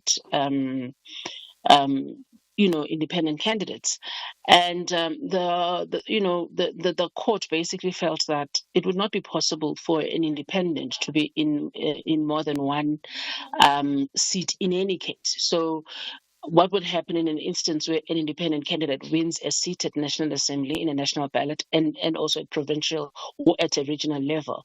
What then happens then? Would a candidate be able to have those two seats? And the answer is that unfortunately they can't. So that is the reason why their vote is only limited to the region or the province where they are. Yes, it may appear that it's unfair, but I think the court has had to weigh the practicality around the application of the Electoral Amendment Act. In other words, this is just the way it's going to have to be. Because it's already been tested in court, I think this is the way that it has to be. I think that, the argument can always be made that there were other options that were presented in Parliament. I think there was a Slabber van Zyl report that once was presented in Parliament with regards to how independent candidates can be effectively incorporated into these elections. However, when Parliament was considering the Electoral Amendment Act, they did not consider some of those recommendations that were there. If one had an opportunity perhaps to look at that, then you would see how much more flawless, not that it would have been perfect, but the application would have been much better than what we're going to see in this election. As I understand it, the idea is that the system will change again for the next elections anyway, so there's scope for improvement after these elections. I've not really heard how that it will change and how it will change. I think this is another thing that change for laws come as a result of people pushing for them. I mean, with regards to us even having independent candidates, we had the New Nations movement taking the matter to court, and the court found in their favor. So I think the biggest thing is that the South African citizenry themselves has to be the one that actually drives that change. So if the system is to change once again, it'll have to be something that is driven by the citizens of the country. I'm not sure if independent candidates are going to get into Parliament anyway this time around. I'm aware of really one public case. There are a couple of others of people who are actually running. But, I mean, from what you can see, does it look like independent candidates are really going to have a big impact on this election? Unfortunately, it does not appear as if they will. And I'm not sure whether it's the result of them really not understanding what the process entails from the beginning. I think also the fact that judgment on the case that they presented also took, very long. The decision came out and then immediately they had to prepare for candidate nomination. I think that's also something that really did throw people off. I don't get the sense that we will be seeing a lot of independent candidates for this national election. And obviously timing is one of them. Lack of understanding for the criteria is another. Number three is also generally the fact that a lot of people in South Africa are used to the proportional representation way of doing things. So I think even those that wanted to sort of have a contest as independents ended up joining some form of party, some form of organizational structure, so that they're able to compete at that level. And I think also one more thing, the fact that a political party is seen to that they're going to get more opportunities to appear on the ballot than an independent could have been another factor that deterred independent from actually wanting to participate directly. Okay. The fact that the system is changing, I want to put the same question to you I put to Masego Jaburi, which is that does it increase the scope for misunderstanding, both by voters and by parties? Whenever you change a system, and there's been a lot of discussion about this, and there's been court cases, so no one can really argue with the outcome. I mean, we might not be happy with it, but you can't argue with it. But are you worried, especially because these are the most, everyone uses the phrase, contentious elections we've had, or the most contested elections, rather, since 1994. Are you worried that there's a bigger scope for disputes? And obviously it'll depend on the result as well. Definitely. We should be concerned that there is a bigger scope for dispute. We've seen it even in previous elections. I think the biggest issue that normally comes is when people don't understand the system, and obviously with this election there's a bigger part of that is going to be playing out. People will not understand what region to national means and how those votes are calculated and how many seats a person would get from that. So there is definitely going to be a lot of misunderstanding with regards to that, the kind of calculation element of it, and how the proportional representation of all of those seats is actually also going to be applied going forth. So there's definitely going to be a lot of conflict management, conflict resolution on the part of the IEC in order to make sure that everybody is on board by the time they actually announce that election result at the end of the election process. And then the IEC seems very confident it will stick pretty much to the same kind of timetable. Sort of by Saturday evening we should have a final result. Is that realistic? I realise on the one side things are more complicated, there are more ballot papers, but on the other the IEC should every time get better at running an election, get more efficient at it, and that will be happening too. Yeah, look, I think given the IEC's history and the fact that the IEC has done this consistently, I do believe that they are quite capable and it is realistic. I also think that another feather up in the cap for the IEC is the fact that they've actually decided to increase their accounting capacity. In the past, we've seen instances where people that were working during the day would also be used in, with counting processes during the counting, which then led to fatigue and delays in actually the translating of those particular results during counting. But if there's a new set and a new team complement that comes in at the end of the election to begin the counting process, it means a fresher set of eyes, a fresh team coming on board, and it increases it increases efficiency in that light. So I do believe that they will do a good job. Also, in as much as we are having a large election, as one would put it, or a landmark election, South Africans generally, their voting patterns are generally not too far from what we've seen in the past. So I don't really think that we should be worried about whether the IEC would be able to keep through the timelines that we've become accustomed to. I think they're quite capable of doing that. Thank you very much indeed. Lulu White, really appreciate the time. CEO of the Elections Management and Consulting Agency, bringing an end to your mediated conversation today. My thanks also to Masego Jaburi, the Deputy Chief Electoral Officer at the Electoral Commission. As you can see, it's going to be very interesting to see how things pan out over the next little while. Some of it's quite complicated, but in the end, actually going to vote is really quite simple, I think. We will see you tomorrow from Zelma, from Mdu, from Melissa, from Stanza, myself. Look after yourself. You're with SFM, leading the conversation. It's 9 o'clock. Independent and impartial. This is SAFM News. In top stories this hour, Electoral Court to rule on MK Party's registration for upcoming elections, and UNRWA accuses Israel of blocking much-needed aid. Good morning.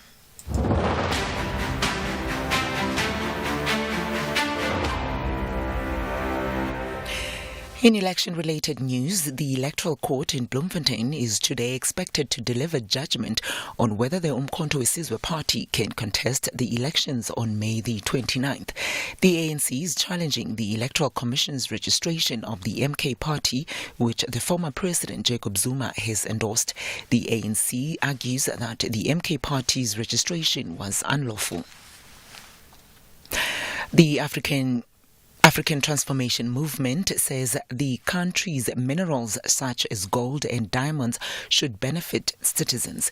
The party leader Violetu Zungula says the minerals should not be taken abroad for processing, only to be sold in South Africa as finished products at exorbitant prices. He addressed party supporters at the Jabulani Amphitheatre